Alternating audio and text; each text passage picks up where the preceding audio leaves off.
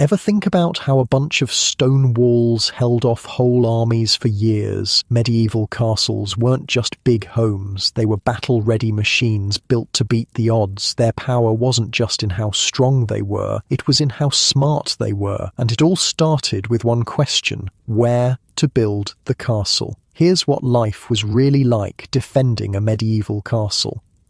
Hey, quick thing before we start. If you actually listen to these regularly, hit like or subscribe. I always wonder where everyone's at, so comment your city and what time it is. Weird to think some of you are having breakfast in London while I'm recording this at night here in the States. Okay, tonight it's medieval castle defense. But hold on, get comfortable first. I mean it. Fix your pillows, grab that blanket. This one's worth settling in for. Your eyes snap open to darkness. Cold stone beneath your hand, damp air in your lungs. The bell is ringing, not the gentle church bell from the village, the warning bell. You roll off your straw pallet, bare feet hitting stone so cold it nearly burns. Unlike your warm bed right now, there's no plush carpet to welcome your toes. Just flagstones worn smooth by generations of guards before you. Edgar, get up here. The voice echoes down the spiral staircase. Captain Rowan, you're late for watch. You grab your wool tunic, shaking out a spider that's made itself comfortable overnight. The fabric is rough, scratchy against your skin, nothing like your soft sheets at home. You splash water on your face from the small basin by your bed. It's ice cold and smells faintly of minerals from the castle's deep well. I'm coming, you shout, fumbling with your belt. Your stomach growls. Breakfast will have to wait. Every morning is the same rush at Castle Dunwell, late for watch again, but this morning feels different. There's an urgency to the bell that sets your heart racing. You hurry up the spiral staircase, always turning clockwise as you ascend. It's a defensive feature, you know. If enemies ever breached the lower levels, they'd be at a disadvantage climbing up. Their sword arms, usually their right, would be hindered by the central column.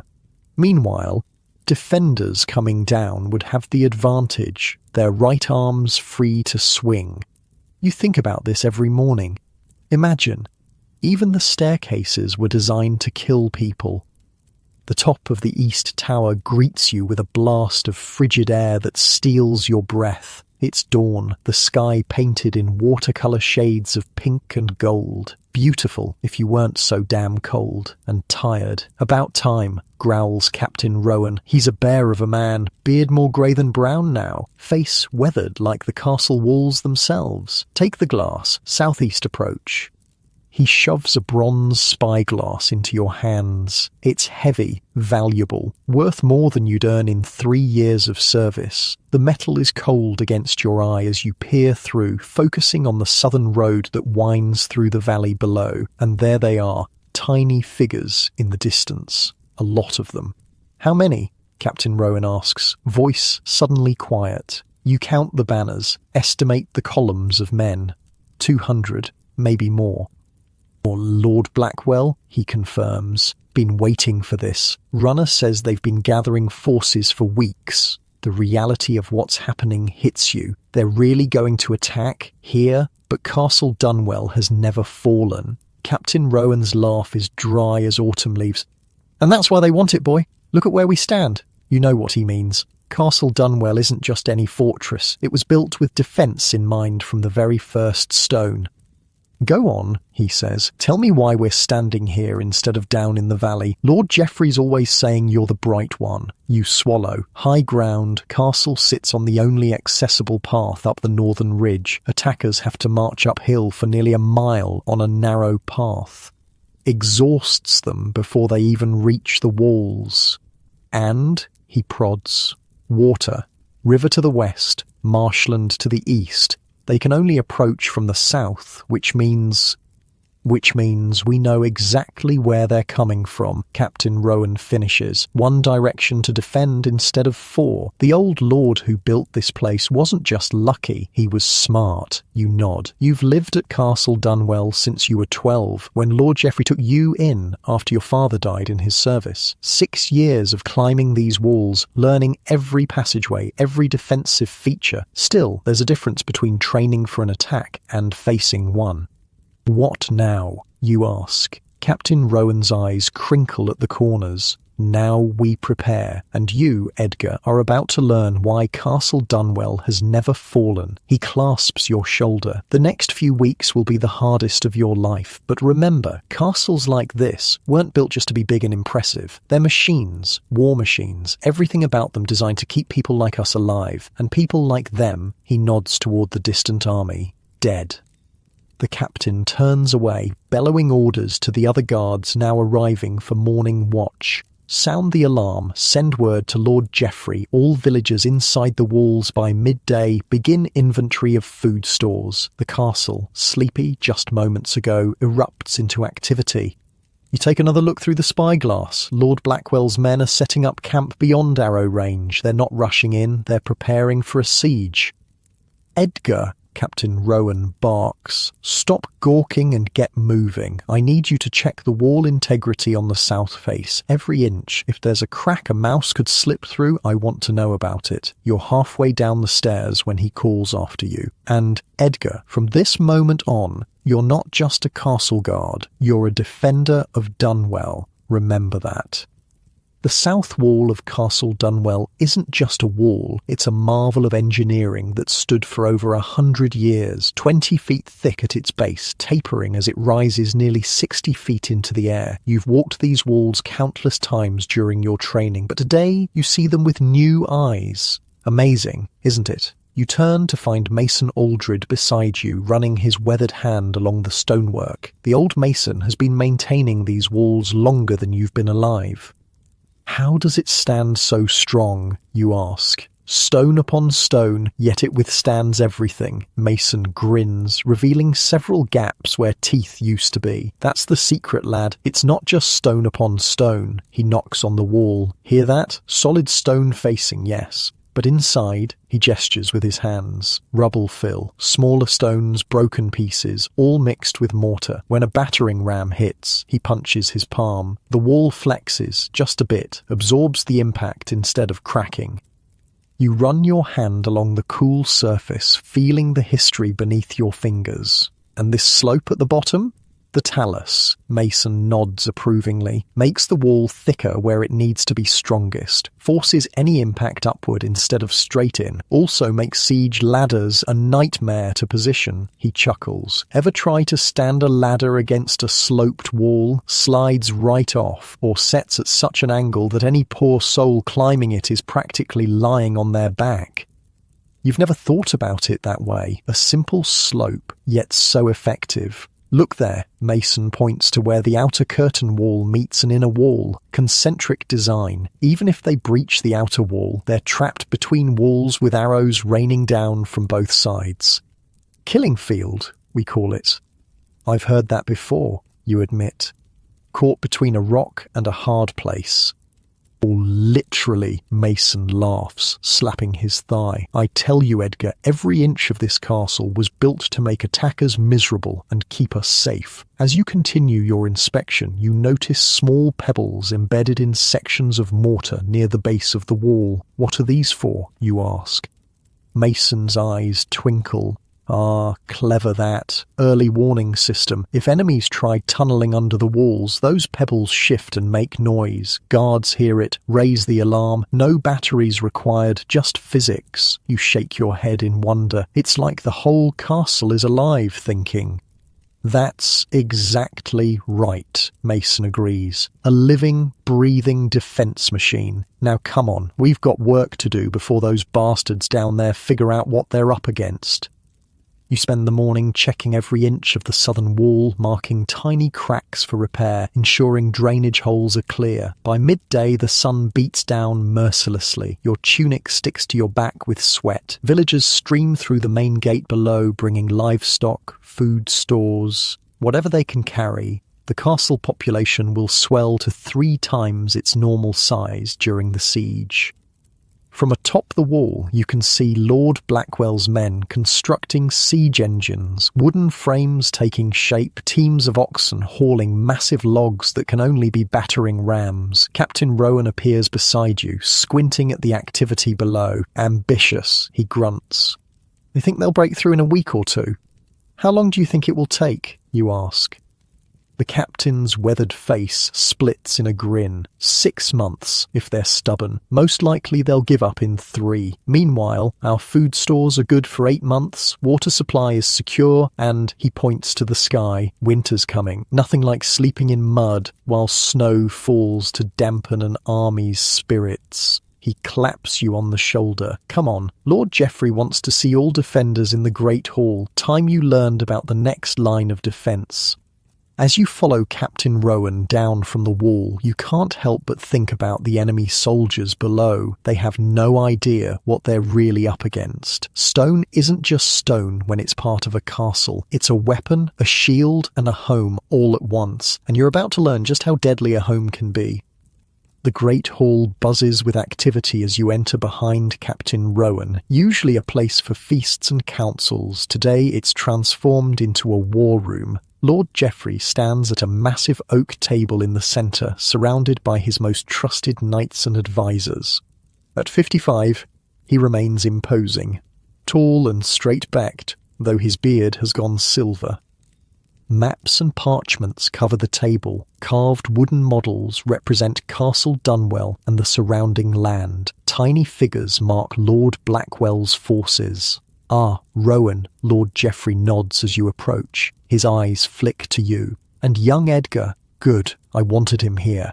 You stand straighter, surprised to be noticed. My lord, Captain Rowan bows slightly. The south wall is secure. Repairs are underway for minor weaknesses.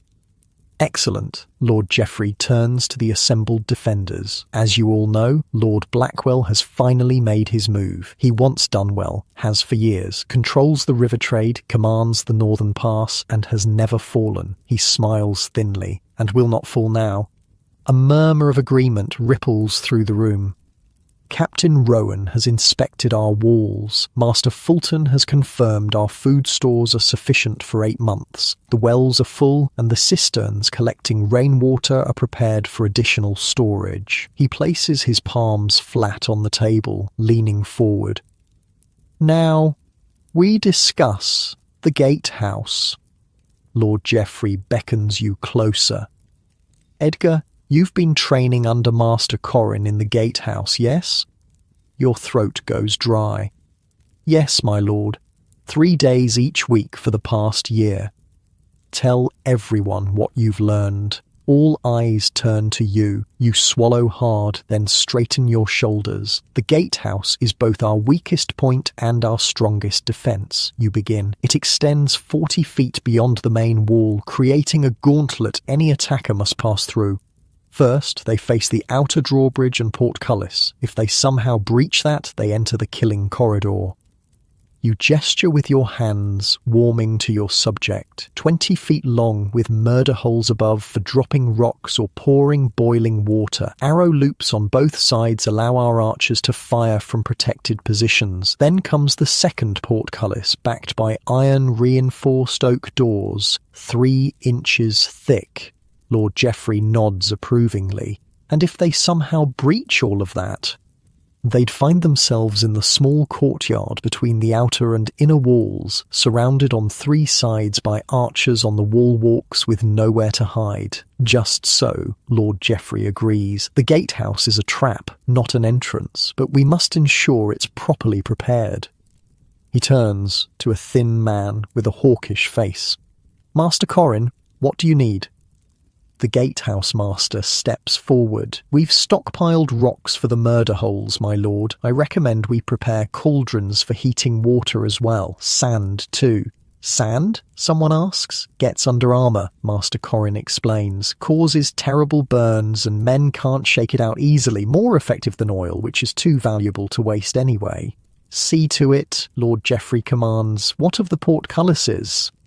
Both mechanisms have been greased and tested. They drop in under 2 seconds. I've assigned 4 men to each, working in shifts around the clock once the siege begins. The discussion continues, covering every aspect of castle defense. You listen, fascinated, as centuries of defensive wisdom unfold before you. This isn't just a building, it's a complex machine with every component designed for one purpose: survival. As the council concludes, Lord Geoffrey catches your eye. Edgar, a moment. You approach nervously as the others file out. Captain Rowan speaks highly of your attention to detail, he says, and Master Corrin tells me you've taken to gatehouse operations better than most. Thank you, my lord. I have a special assignment for you. From tomorrow, you'll divide your time between wall duty and training with Master Willem. Your heart skips. Master Willem, the Keeper of Secrets? Lord Geoffrey's eyes crinkle slightly at your reaction. Yes, the secret passages. Should Dunwell ever be in danger of falling, which it won't be, certain knowledge must be preserved. You'll be one of the few entrusted with our escape routes. You bow, deeply honoured and slightly terrified. I won't disappoint you, my lord. See that you don't. He turns back to his maps. Get some rest, Edgar. Tomorrow we truly begin to teach Lord Blackwell why Dunwell has never fallen. As you leave the Great Hall, the reality of the situation settles over you. This isn't just an attack, it's a test of everything this castle was built for, and somehow you've become an important part of its defence. The warning bell rings again as dusk approaches. You rush to the eastern wall, joining a crowd of defenders watching as Lord Blackwell's army completes their encampment. Hundreds of tents spread across the valley floor, campfires beginning to dot the landscape like fallen stars. Quite the sight, isn't it? You turn to find Archer Ellie beside you. At 25, she's the finest shot in Dunwell, capable of hitting targets other archers wouldn't even attempt. Have you ever seen an army that big? You ask. Once, she nods. 5 years ago, they gave up after 4 months, tails between their legs. She grins. Sieges aren't won by numbers, Edgar. They're won by patience and preparation, and we've been preparing for centuries.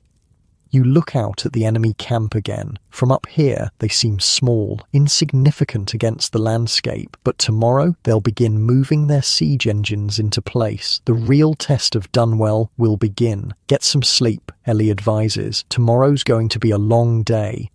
As you descend to your quarters, the castle settling into an uneasy vigilance around you, you can't help but feel a strange sense of purpose. All your life you've heard stories about great sieges, about castles that stood against impossible odds. Now you're living inside one of those stories. Your hand trails along the cool stone wall as you walk, 20 feet thick, built to last forever. You hope it lives up to its reputation. Sleep doesn't come easy.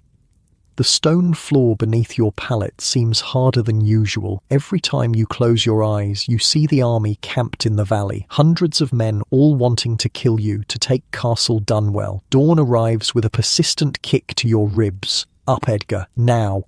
You open your eyes to find Master Willem looming over you. He's a shadow of a man, thin and wiry, with a face like crumpled parchment and eyes that miss nothing, the castle's keeper of secrets. My lord said tomorrow, you mumble, rubbing sleep from your eyes. It is tomorrow, Willem snaps, and we start before the sun. Castle's secrets are best learned in darkness. You throw on yesterday's tunic and follow him through the lower corridors of Dunwell. The castle is already stirring, servants preparing breakfast, guards changing watch. Outside, Lord Blackwell's men will be preparing their first assaults, but in here, life continues with tense normalcy. Willem stops before a section of wall that looks identical to every other. What do you see? He asks. You study the stones carefully. Nothing unusual. Good, that's the point. His fingers press a seemingly random pattern of stones. Something clicks deep in the wall and a section swings inward, revealing a dark passage. Sweet Mary, you whisper. The first rule of castle secrets, Willem says, is that they remain secret. Lord Geoffrey has entrusted you with knowledge that could mean life or death for everyone here. Betray that trust, and I'll personally ensure your remaining days are few and unpleasant. You swallow hard. I understand. He hands you a small oil lamp. Follow close. Touch nothing unless I tell you. The passage is narrow, shoulders brushing both walls, and winds downward in a gentle spiral. The air grows cooler, damper. Somewhere, water drips with maddening regularity. Castle Dunwell has 17 secret passages, Willem explains as you descend. Most connect different sections of the castle, ways to move troops quickly without exposing them. Some are for storage or access to water sources. 3 are escape routes. Like this one? You ask. Willem's laugh is dry. This? No, this is something else entirely. The passage levels out, then opens into a small circular room with a low ceiling. More passages branch off in different directions like the spokes of a wheel. Willem takes your lamp and uses it to light wall sconces. As light floods the chamber, you gasp. The walls are covered with detailed drawings, maps of Castle Dunwell showing every passage, every room, every defensive feature. Notes in faded ink mark vulnerable points, recommended garrison numbers, estimated supply needs for different sizes of attacking forces. The War Room, Willem says simply, created by the First Lord of Dunwell and maintained by every keeper of secrets since. What you see here is 300 years of defensive wisdom. You turn slowly, taking it all in. It's incredible. It's survival. Willem points to a detailed drawing of the castle's towers. Tell me what you see. You study the image. The towers, they're round. And why is that important? You think back to your training. Square towers have blind spots at the corners where attackers can work unseen. Round towers eliminate those. Good. What else? You look closer. They're spaced evenly along the walls. How far apart? You measure with your fingers against the scale. About 200 feet? 180 to be precise. Do you know why? You rack your brain but come up empty. No, sir. The effective range of a longbow, Willem says, tapping the drawing. No matter where attackers approach along the wall, they're always within range of at least 2 towers, overlapping fields of fire, nowhere to hide. He moves to another drawing, this one showing a tower's interior. What about this? What do you see? The drawing shows arrow loops, narrow slits in the tower walls. Arrow loops for defenders to fire through. Look closer. You peer at the detailed drawing. The slits are wider on the inside, narrowing to just a few inches on the exterior. They're splayed inward. Exactly, Willem nods approvingly. Gives archers a wide field of vision and fire while presenting the smallest possible target to enemies outside. A man 20 feet away can't see if there's an archer ready to fire or not. Meanwhile, the archer can see everything. He leads you to another drawing, this one showing the wall walk atop the curtain walls. Tell me about these. Battlements, you reply confidently. The up and down pattern along the top of the wall. Proper terms, Willem corrects. The raised sections are merlons, which protect defenders. The gaps are embrasures, which allow them to shoot arrows or throw things down on attackers. You trace the pattern with your finger, so defenders stay behind the merlon, then step forward to the embrasure when attacking. Exactly. Medieval social distancing. Willem's mouth twitches in what might be a smile. Stay behind the stone, shoot through the gaps, don't die.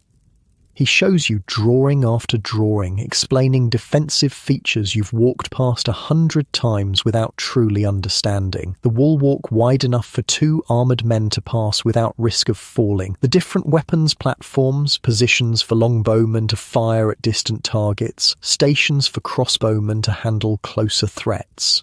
What's this? You ask, pointing to a drawing of a large crossbow-like device mounted on a tower. Springald, Willem says. Huge dart launcher, powerful enough to punch through shields and skewer multiple men at once. We have those. You've never seen such weapons on Dunwell's towers. Hidden until needed. Lord Geoffrey doesn't advertise all our capabilities. Willem rolls his shoulders. Nothing brings enemies together quite like being pinned by the same giant dart. You laugh despite yourself.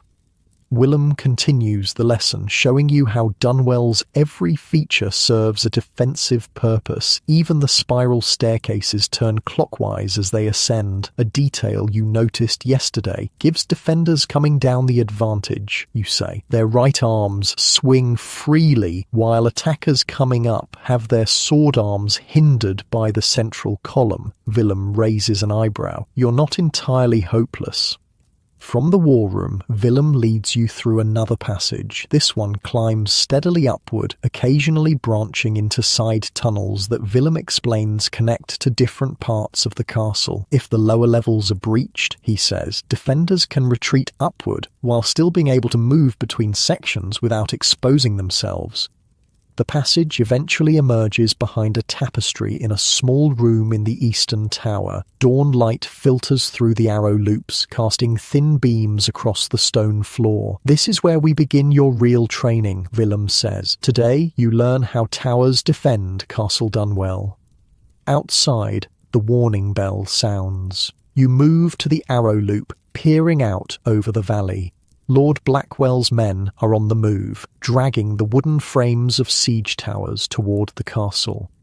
Perfect timing, Willem says, joining you at the narrow window. They're starting with siege towers, ambitious but predictable. Will they work, you ask, watching the massive structures inch closer. Willem scoffs. Against some castles, perhaps. Not Dunwell, he points to the towers positioned along the walls. Watch and learn how castle towers were designed as the ultimate defensive weapon.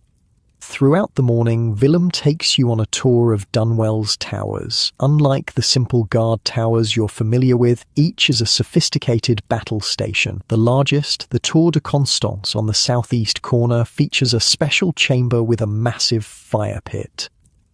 Signal fire, Willem explains. Visible from 20 miles away. When lit, nearby allied castles know we're under attack.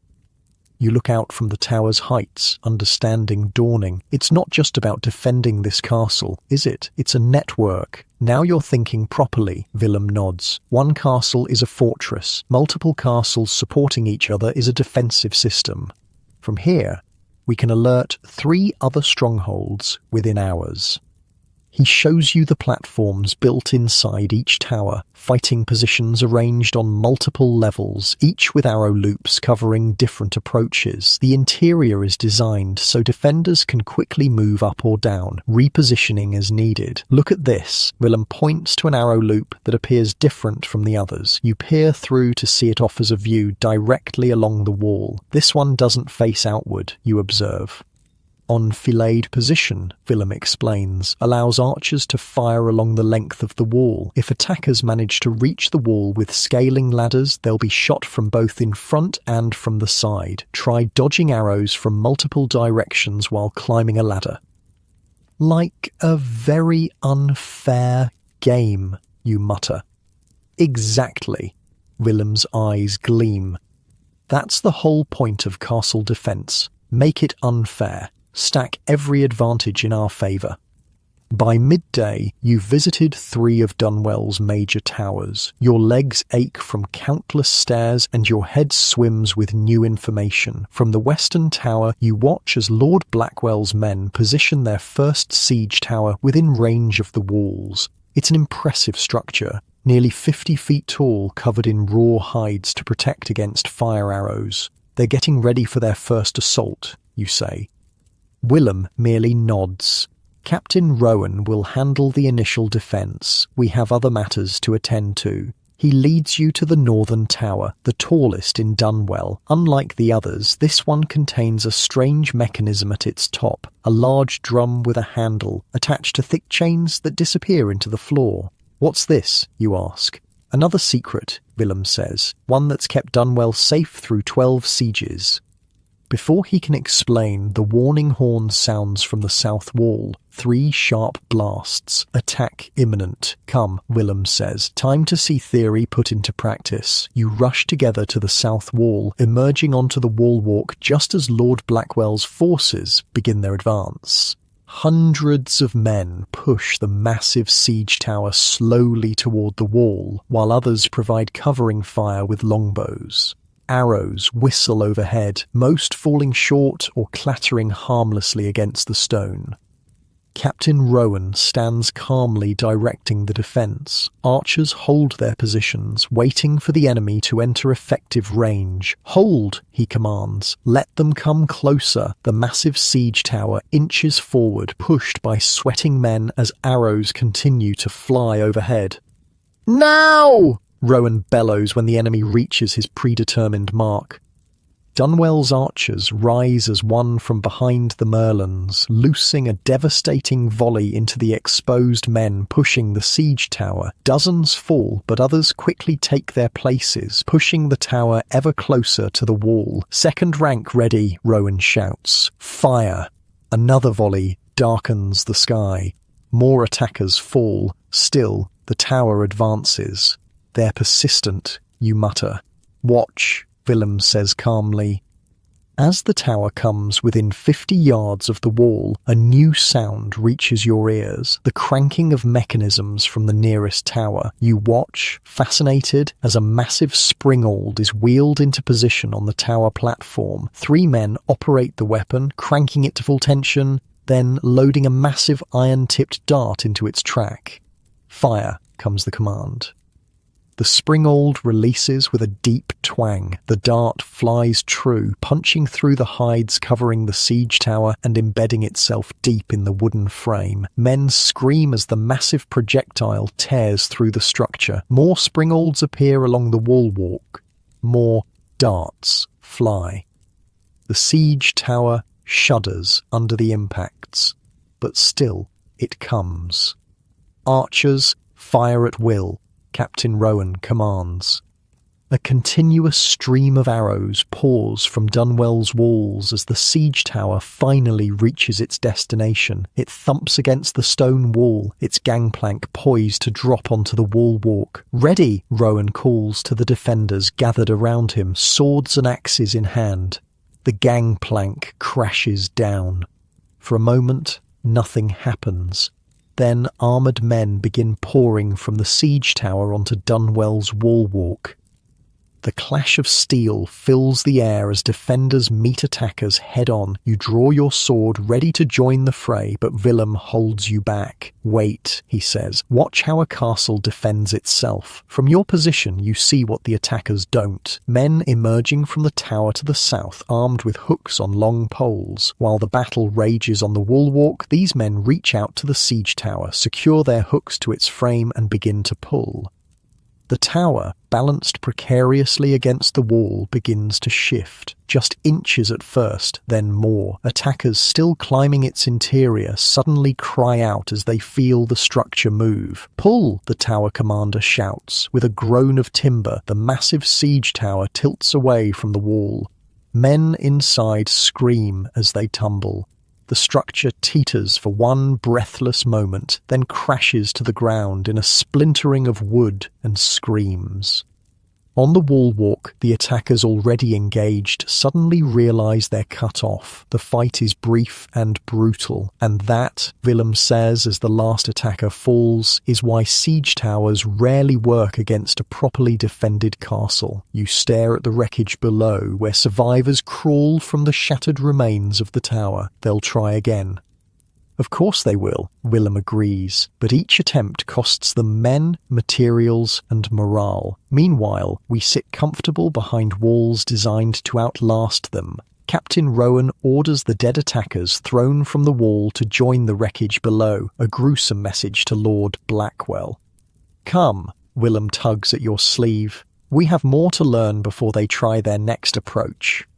As you follow him back into the castle, you glance over your shoulder at the battlefield. The castle has defended itself perfectly, just as it was designed to do. Men built these walls, but in some strange way, the walls now protect the men. Willem leads you to the eastern section of the castle, to a part you've rarely visited. A narrow staircase descends into darkness. "Where are we going now?" you ask. "To see Dunwell's most important defence," Willem replies cryptically, "the one that makes all others possible." You follow him down the winding stairs, deeper than you've ever been in the castle before. The air grows cool and damp. Somewhere ahead, you hear the soft splash of water. The castle's secrets are only beginning to reveal themselves to you, and somewhere above, Lord Blackwell is already planning his next assault.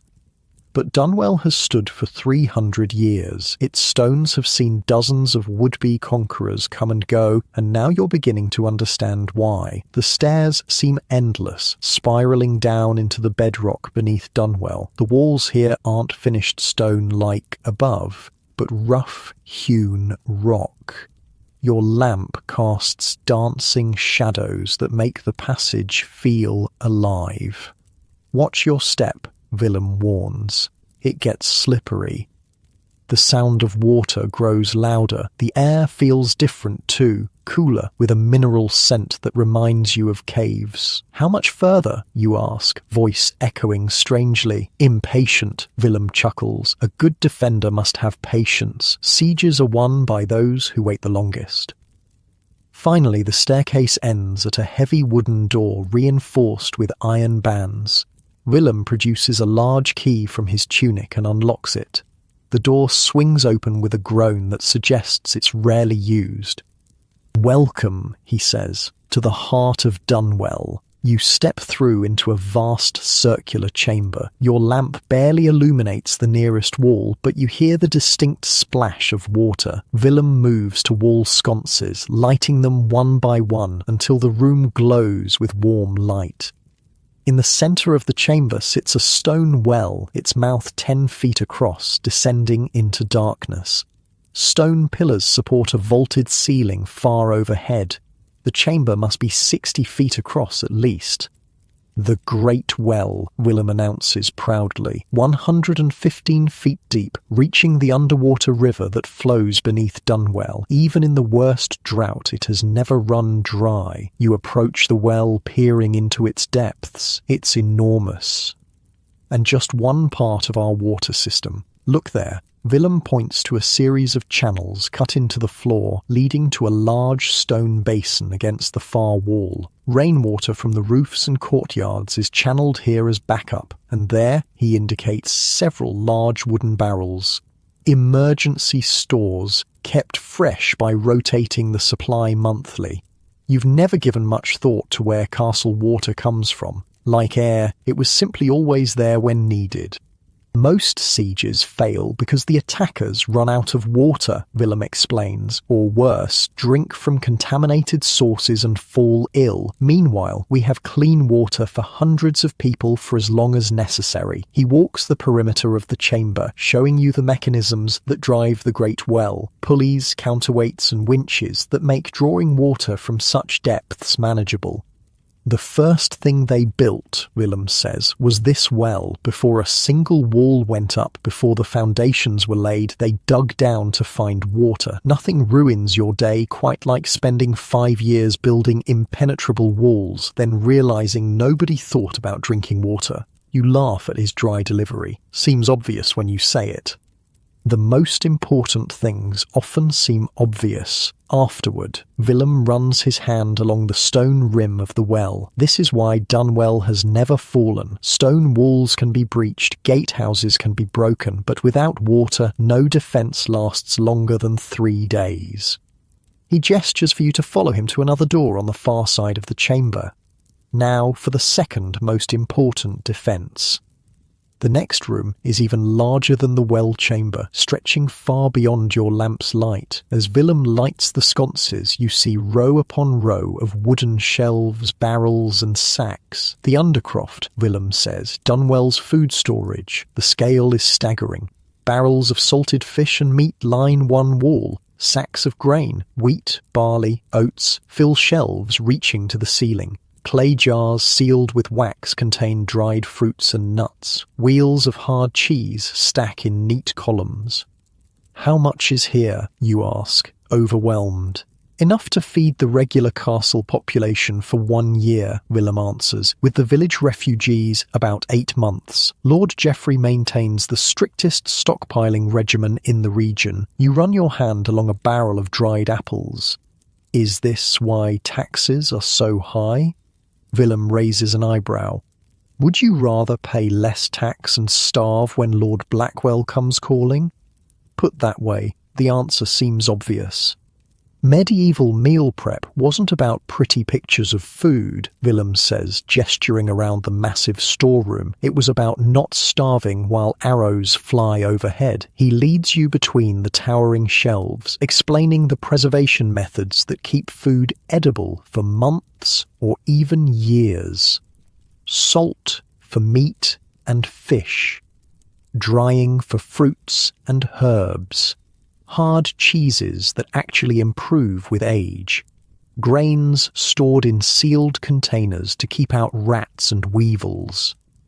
And beer, he says, pointing to huge wooden casks at the far end of the room. Safer than water sometimes, and good for morale during long sieges. Beer has been keeping medieval defenders both hydrated and slightly more optimistic about being surrounded by enemies since, at least 1066. You laugh.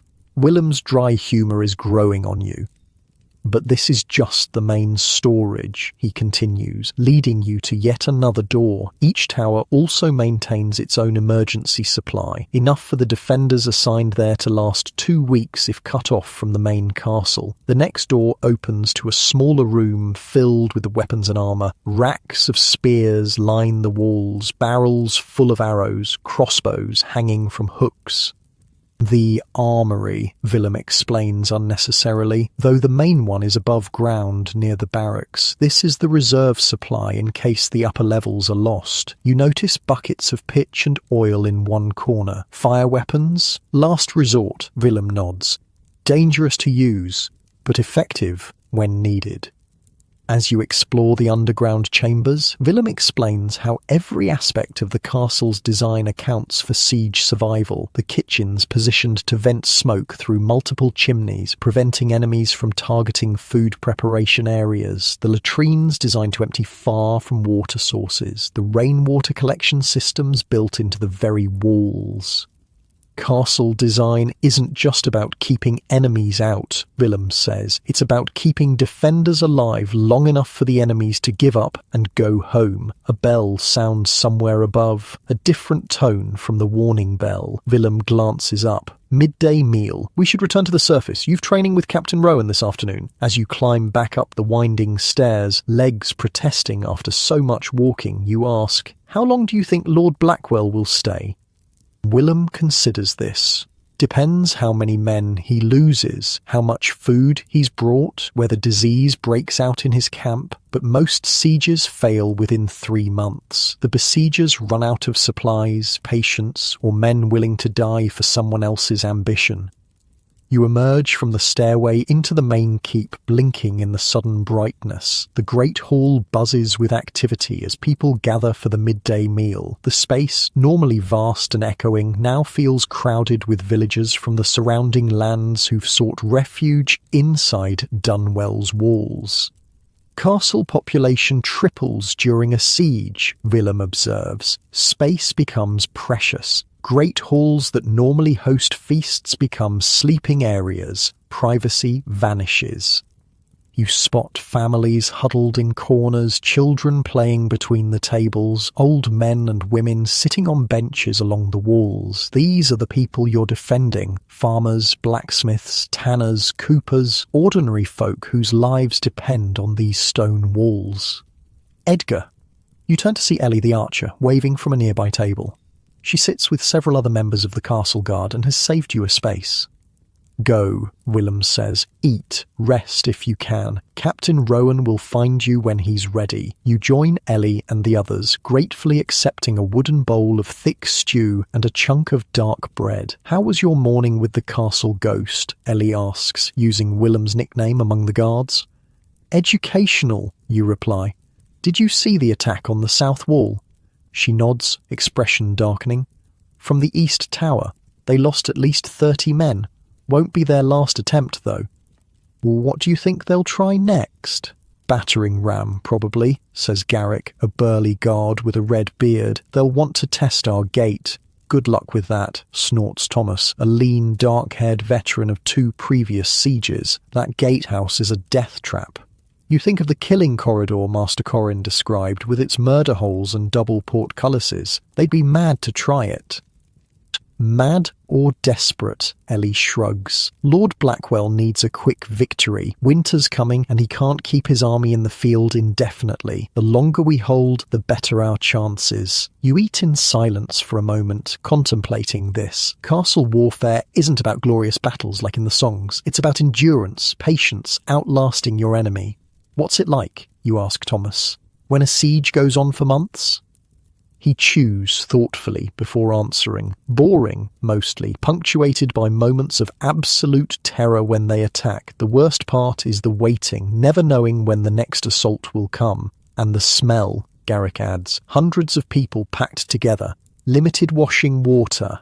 You get used to it, but then there's the disease, Thomas continues. Close quarters, shared food and water.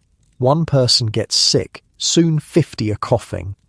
You're painting such a lovely picture for the lad, Ellie interrupts, rolling her eyes. She turns to you. It's not all gloom. People come together, share stories, play games. The community becomes stronger. True enough, Thomas concedes. Last siege, I learned to play chess. Got quite good, actually. He means he can now recognise the pieces. Garrick laughs, earning a crust of bread thrown at his head. The easy camaraderie among the veteran defenders helps settle your nerves. These people have lived through sieges before. Dunwell still stands. The system works. After the meal, Captain Rowan finds you as promised. Time to inspect our moat defences, he says without preamble. Willem tells me you've seen the inner workings. Now for the outer. You follow him through the busy courtyard, dodging children playing some complicated game with sticks and a leather ball. Chickens scatter before your path. A blacksmith hammers rhythmically at his forge, preparing arrowheads for the castle's defenders. Life goes on, even during siege, Rowan observes, following your gaze. That's the point of a castle, to create a space where normal life can continue despite what happens outside the walls. You reach the northwest tower, which offers a clear view of the castle's northern approach. Unlike the southern side where Lord Blackwell's forces are camped, this area appears peaceful. Green fields stretch to the forest's edge, the river winding like a silver ribbon to the west. Looks peaceful, you comment. For now, Rowan agrees, but Blackwell isn't stupid. He'll probe for weaknesses on all sides eventually. He points to the broad ditch that surrounds Dunwell on all sides, the moat. Unlike some castles, Dunwell's moat isn't filled with water except on the western side where the river feeds it. Dry moat, Rowan explains, more effective than you might think. 40 feet wide, 15 feet deep. Sides too steep to climb easily, especially in armour or carrying weapons. You study the impressive earthwork. Why not fill it with water all the way around? Or maintenance? Rowan shrugs. Stagnant water breeds disease, requires constant management. A dry moat needs little upkeep and serves nearly the same purpose, forcing attackers to either fill it in or build bridges while we shoot at them. He directs your attention to the bottom of the moat, where you notice something glinting in the sunlight. Caltrops, Rowan says, iron spikes arranged so that however they land, one point always faces upward. Scatter them in the moat, and anyone jumping down finds a nasty surprise. Ouch, you wince. Precisely the idea. Some castles use wooden stakes, others release animals, even snakes in warmer regions. Nothing says go away quite like a ditch full of snakes. You laugh at the image. The moat's primary purpose isn't just to hinder direct assault, Rowan continues. It prevents tunneling under the walls, a technique called sapping. Trying to dig under a moat means hitting the water table, which floods the tunnel. You nod, remembering the rubble and pebbles Mason had pointed out in the wall foundations. Another anti-tunneling measure. Rowan leads you around the wall, pointing out other defensive features, the drawbridge mechanism, chains and counterweights hidden inside the gatehouse that allow it to be raised in seconds, the drainage system that prevents rainwater from weakening the foundations. Even the carefully maintained clear space beyond the moat, no trees or structures that could provide cover for approaching enemies. 300 years of refinement, Rowan says proudly. Every Lord of Dunwell has added something, improved some aspect of defence. As you complete your circuit of the walls, you notice activity near the south gate. Workers roll barrels of sand and stack firewood near the murder holes. Preparing for the next attack? You ask. Rowan nods. Battering ram, most likely. They're building it beyond arrow range, but our scouts can see it taking shape. Massive tree trunk with a metal cap will be mounted on wheels with a wooden shed built over it to protect the men pushing it. Will they breach the gate? You try to keep the worry from your voice. Not a chance, Rowan grins. That's why we have murder holes. Nothing ruins a nice battering ram attack, quite like having boulders dropped on your head. You recall the design of the gatehouse, its projecting structure creating a killing zone for anyone approaching the main gate. Rowan's expression grows more serious. That said, every attack is dangerous. Men will die tomorrow, on both sides. Your job is to make sure more of them die than us. He clasps your shoulder. Get some rest. Tomorrow will test everything you've learned. As the captain walks away, you remain on the wall, watching Lord Blackwell's camp in the distance. Smoke rises from hundreds of cooking fires. Men scurry about like ants, preparing weapons, moving supplies, building engines of war. For a moment, you try to imagine their perspective, staring up at Dunwell's towering walls and seemingly impregnable towers. How hopeless it must seem to those men, ordered to attack a fortress designed specifically to kill them. Yet they'll try. Tomorrow they'll march towards certain death because their lord commands it. A cold breeze ruffles your hair. The sun begins its descent toward the western horizon, casting long shadows across the valley. From this height, the approaching army looks small, insignificant against the landscape. But tomorrow, there'll be real men with real weapons, trying their best to kill you and everyone you know. You turn away from the view, heading back to your quarters to rest before tomorrow's battle. As you descend the spiral staircase, your hand trails along the cool stone wall, 20 feet of solid defense that has stood for centuries. You can't help but wonder how many other young guards have walked these same steps, felt the same mix of fear and determination before battle. Hundreds, certainly, maybe thousands, and Dunwell still stands. Sleep doesn't come easy when you know tomorrow brings battle. You toss on your pallet, mind racing through everything you've learned. The castle's defences seem impregnable in theory, but tomorrow real men will test them with real weapons and real determination. Men will die, maybe even you. Dreams, when they finally come, are fragmented. You're running through endless spiral staircases, shooting arrows that transform into birds mid-flight, drowning in a moat filled with sand instead of water. The warning bell jolts you awake before dawn. You bolt upright, momentarily disoriented until memory floods back. The siege, Lord Blackwell, the battering ram they've been building. You throw on your clothes and armor with practiced speed, leather jerkin over your tunic, mail coat that weighs heavy on your shoulders, helmet tucked under your arm as you rush from your quarters. The corridors buzz with activity despite the early hour. Guards hurry to their positions. Servants carry buckets of water to fill reservoirs near the walls and gatehouse. Kitchen staff prepare simple bread and cheese for defenders to grab as they pass. You snatch a hunk of bread, eating as you climb toward your assigned position. Captain Rowan ordered you to the gatehouse yesterday evening, right in the heart of the coming attack. The gatehouse rises before you, a massive stone structure projecting from the main southern wall. No mere doorway, but a fortress within a fortress. Master Corrin stands at its entrance, directing men as they make final preparations.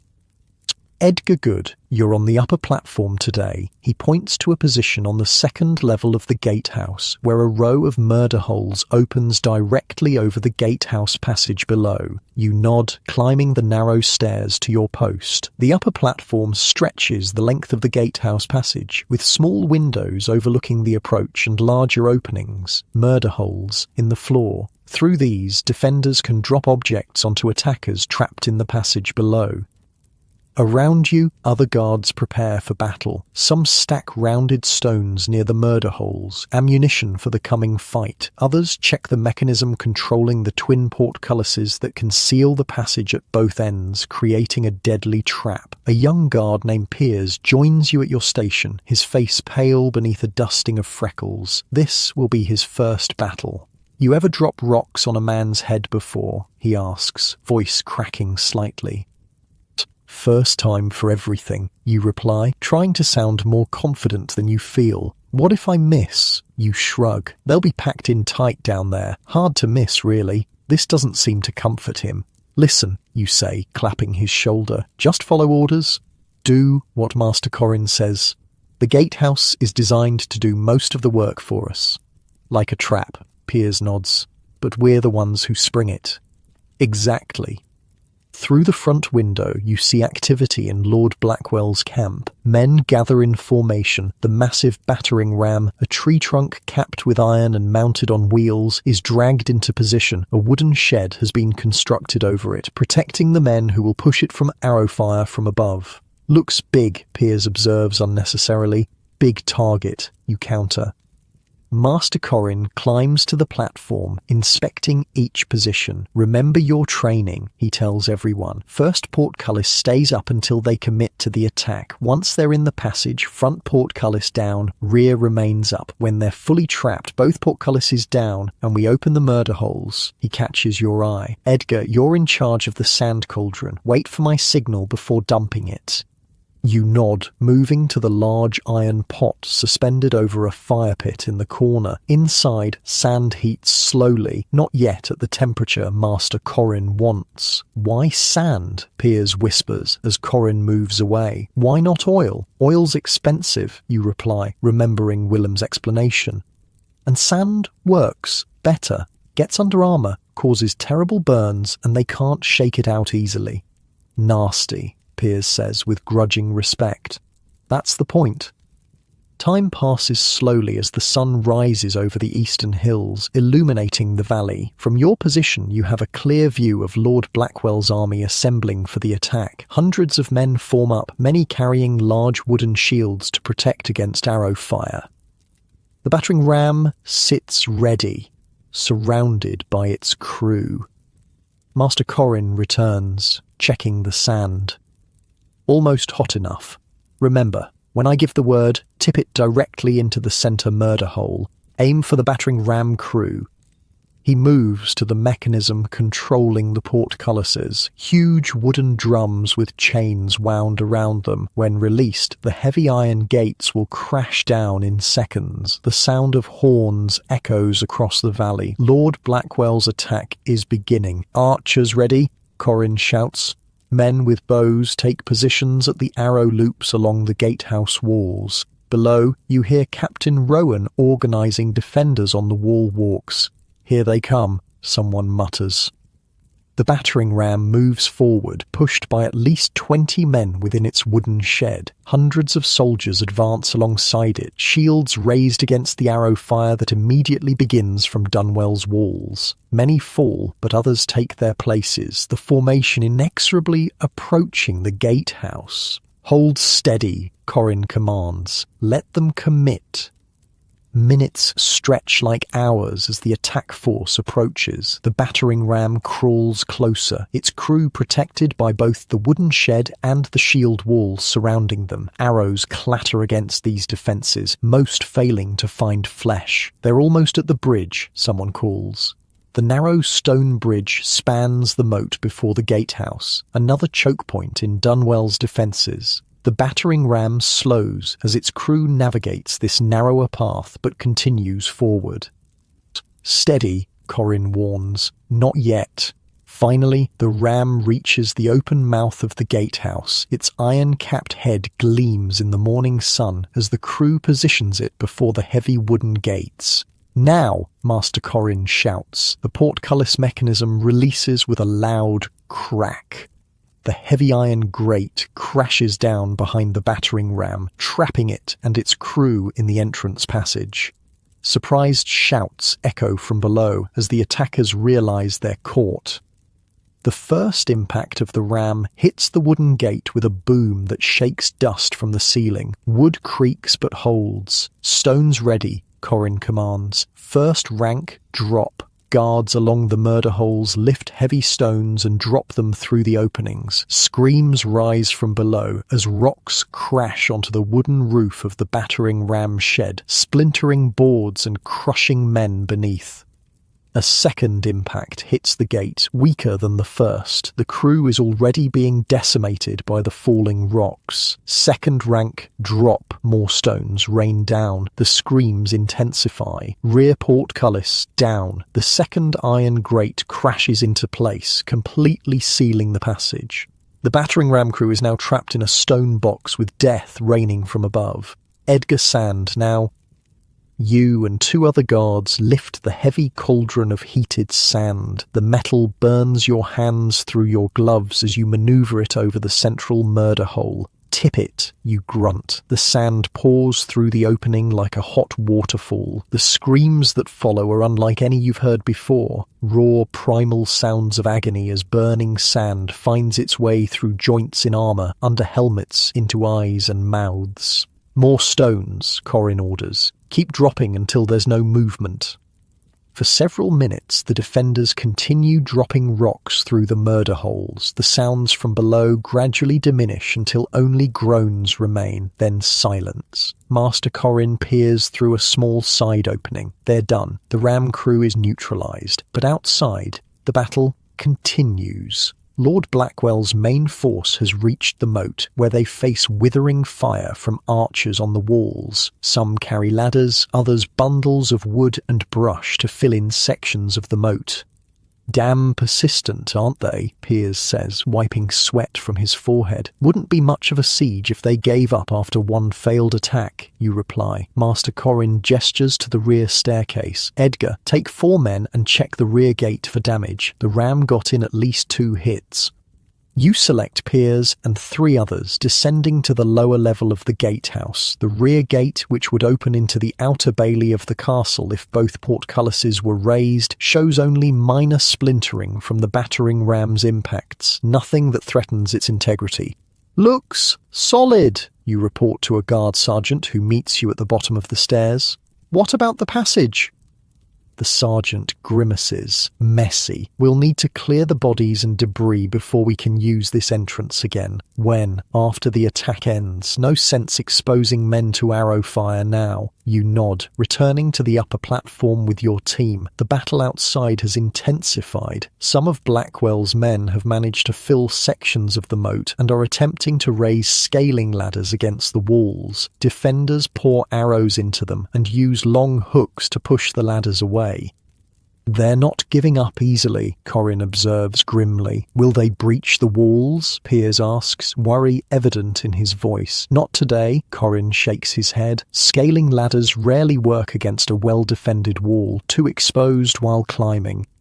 As if to prove his point, a ladder loaded with armoured men tilts backwards suddenly, pulled by hooks from above. It crashes to the ground, spilling soldiers like a child's toys. Some lie motionless where they fall, others crawl away, broken and defeated.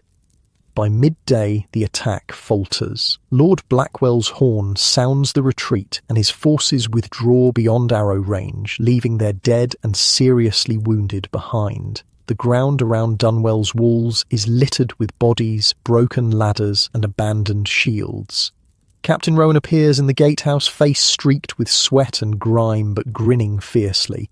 "Well done, all of you, the gatehouse held perfectly." "Casualties?" Master Corrin asks. 3 dead, 12 wounded on our side. None seriously. They lost at least 50, maybe more. The battering ram crew, all dead. We'll clear them once we're sure the enemy has fully withdrawn. Rowan turns to you. "Edgar, Lord Geoffrey wants a report on the gatehouse defence. You'll deliver it, personally." Your heart skips. "Me? Why not Master Corrin? He's needed here. And Lord Geoffrey specifically asked for you." Rowan's eyes twinkle. "Seems you've caught his interest, lad."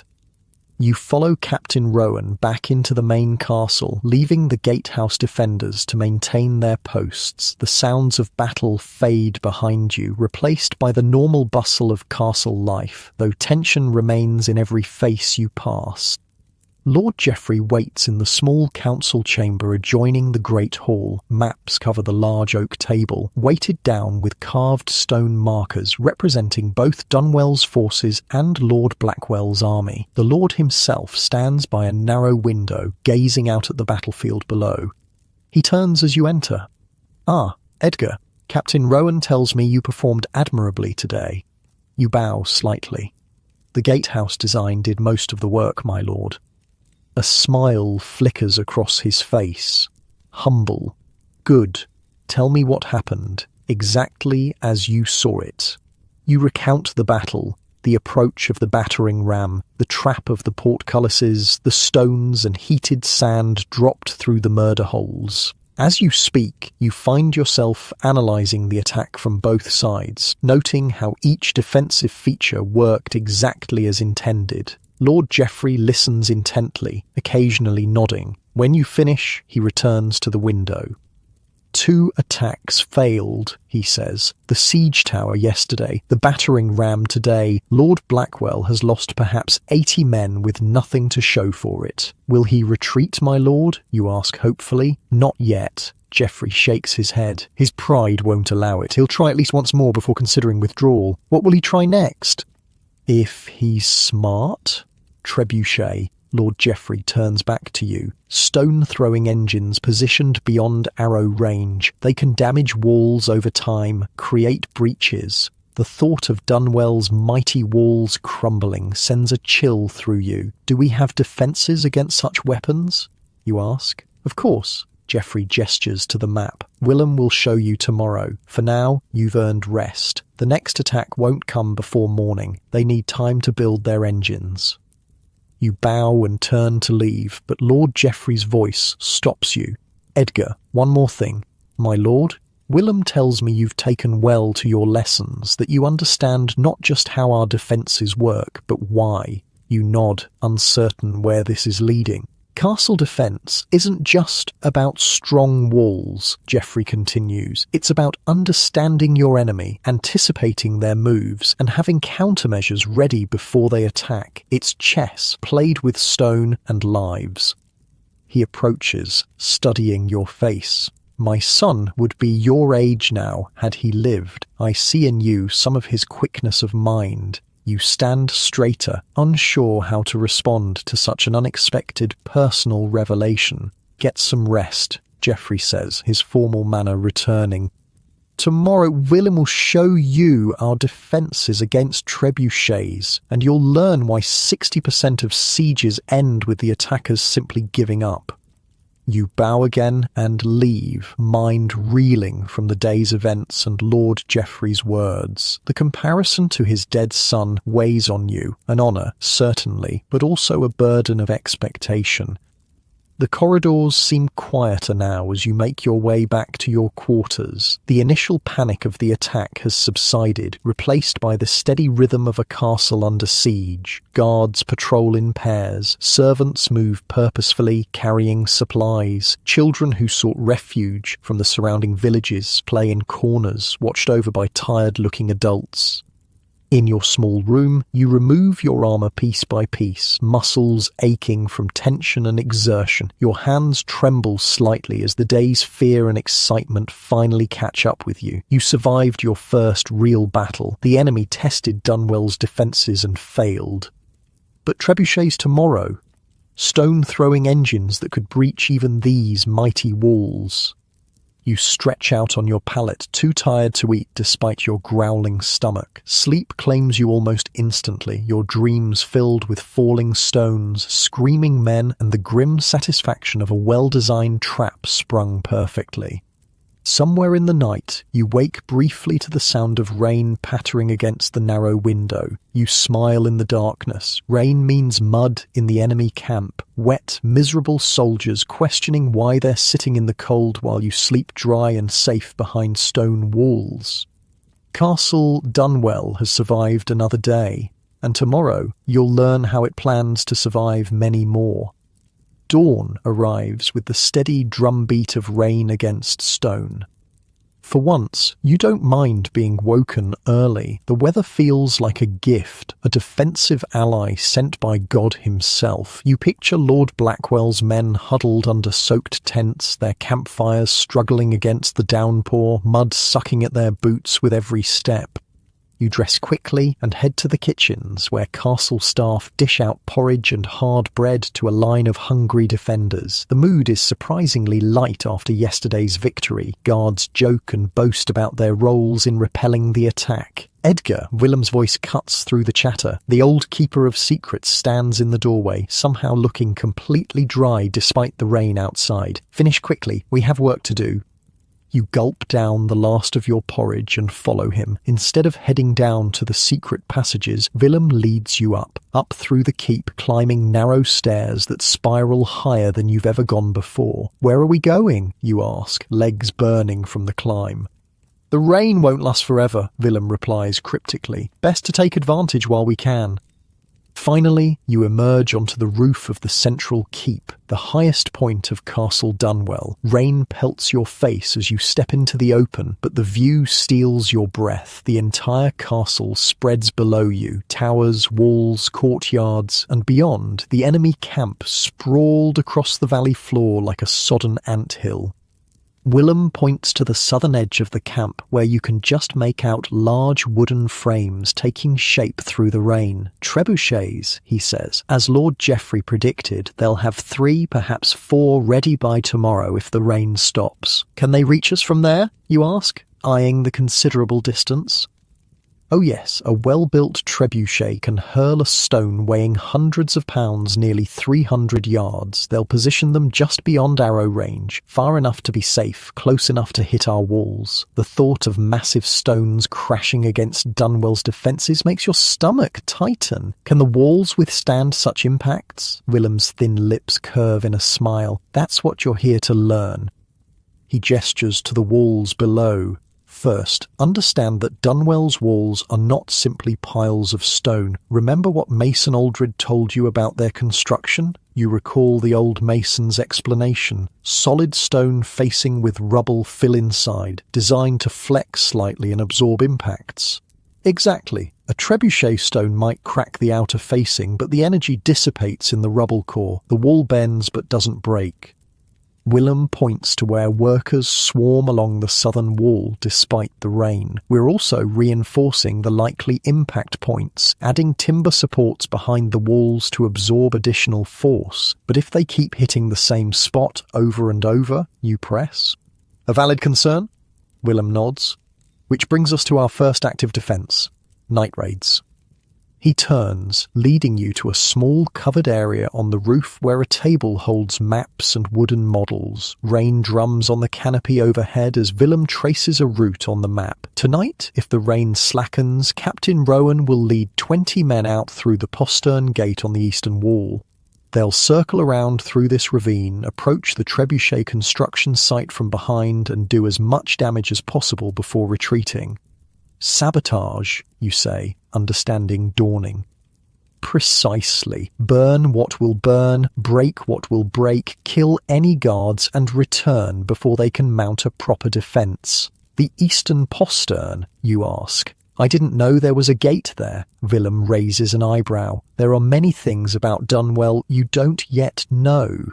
The eastern postern is hidden behind a false rock face, the perfect sally port for nighttime raids. You remember the term from your training, sally port, a small concealed gate used for surprise attacks and evacuations. These weren't just emergency exits, Willem explains, as if reading your thoughts. They were medieval versions of ghosting an unwanted party guest. Out the back door, while no one's looking, the image makes you smile despite the grim subject. What if the raids don't work, you ask? If they complete the trebuchets?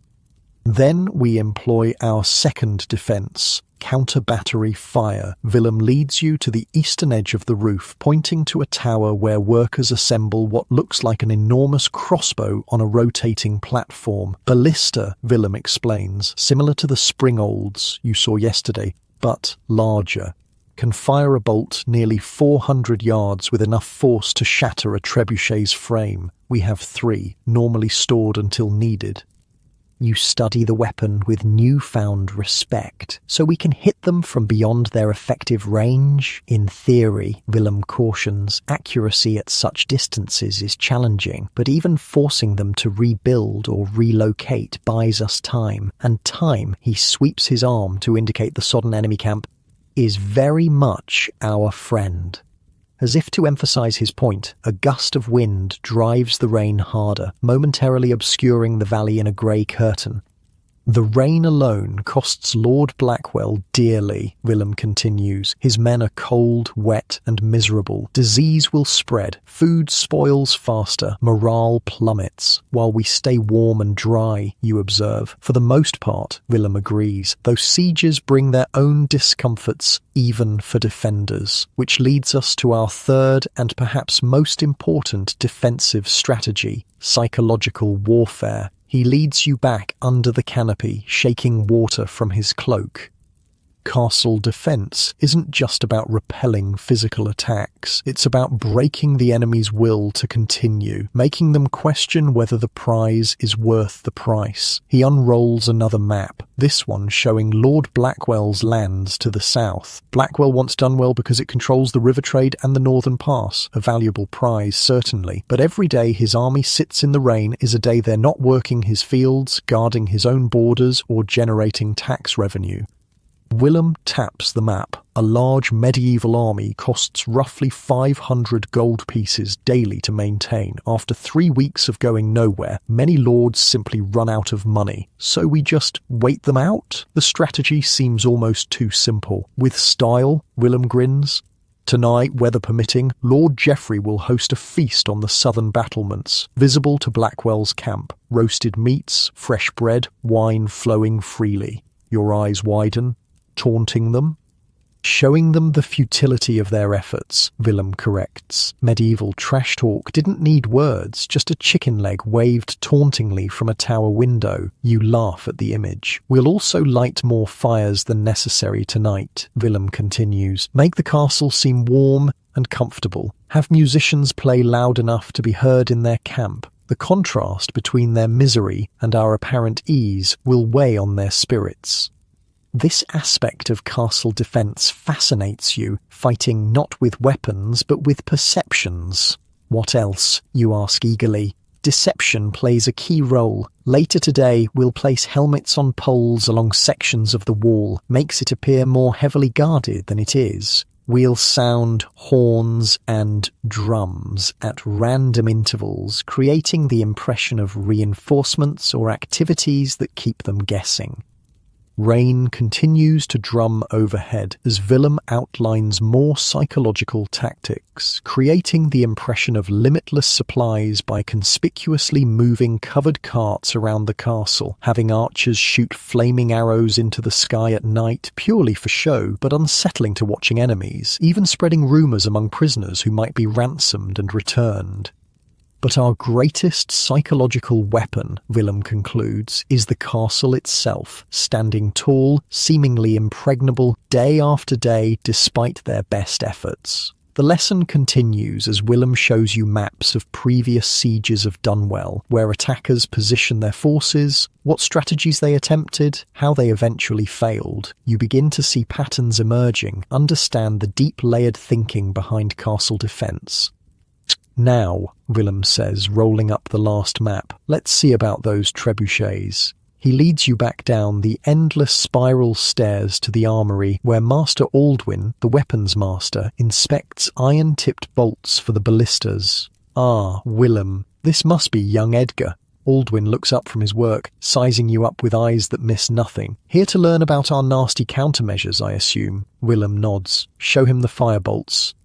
Aldwin leads you to a rack where bolts with strange bulbous tips are stored carefully away from the others. Special design, he explains. Hollow iron head filled with a mixture of pitch, sulphur, quicklime, and other nasty ingredients. On impact, it shatters and spreads fire that water won't easily quench. For the trebuchets, you ask? Among other targets, Aldwin nods, though we need clear weather to use them effectively. The weapon master shows you other specialized projectiles, bolts designed to shred ropes and cables, heavier bolts for maximum structural damage, even bolts that split into multiple points to target groups of men. Medieval siege weapons were impressive, Aldwin says, but castle defenders weren't just sitting around waiting to be crushed. We developed countermeasures that turned attacking a castle into a deadly game of medieval chess. The rain continues throughout the day, slackening occasionally but never fully stopping. From the walls, you watch Lord Blackwell's men struggle to construct their trebuchets in the worsening conditions. The ground around their camp turns to mud, making movement of heavy materials difficult. One wooden frame, nearly complete, tilts dangerously as its foundation shifts in the sodden earth. Nothing ruins a good siege like discovering your heavy siege tower is slowly sinking into 6 inches of mud, Captain Rowan observes, joining you at the wall. Will they abandon the trebuchets, you ask? Rowan shakes his head. Not yet, but every hour of rain is an hour in our favour. Speaking of which, he lowers his voice, the raid is confirmed for tonight. Lord Geoffrey wants you to join us. Your heart skips. Me? Why? You know the castle's secrets now. Time you learned how we take the fight to them. Rowan claps your shoulder. Eastern postern, midnight. Wear dark clothes, light armour only. Bring a knife and a sword. Nothing that rattles. Pride and fear war within you as Rowan walks away.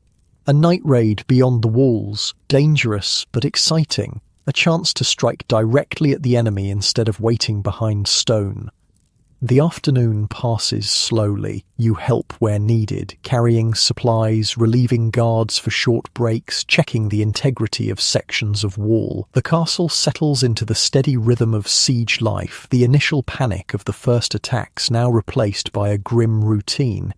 In the Great Hall, preparations for the evening's psychological warfare begin. Tables are set near the southern windows, visible from the enemy camp. Haunches of beef and whole pigs turn on spits in the kitchen. Musicians tune their instruments. Lord Geoffrey has ordered the hall's enormous stores of candles lit all at once, a display of conspicuous consumption meant to demoralize watching enemies.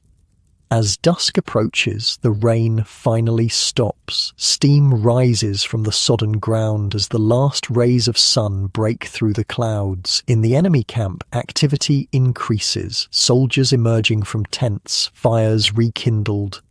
From your position on the wall, you watch as Lord Geoffrey and his household knights take their places at the tables near the windows. Servants bring platters heaped with food, flagons of wine, fresh bread still steaming. The windows are thrown open despite the evening chill. allowing the sounds of music, laughter, and the smells of roasting meat to carry across to the enemy camp.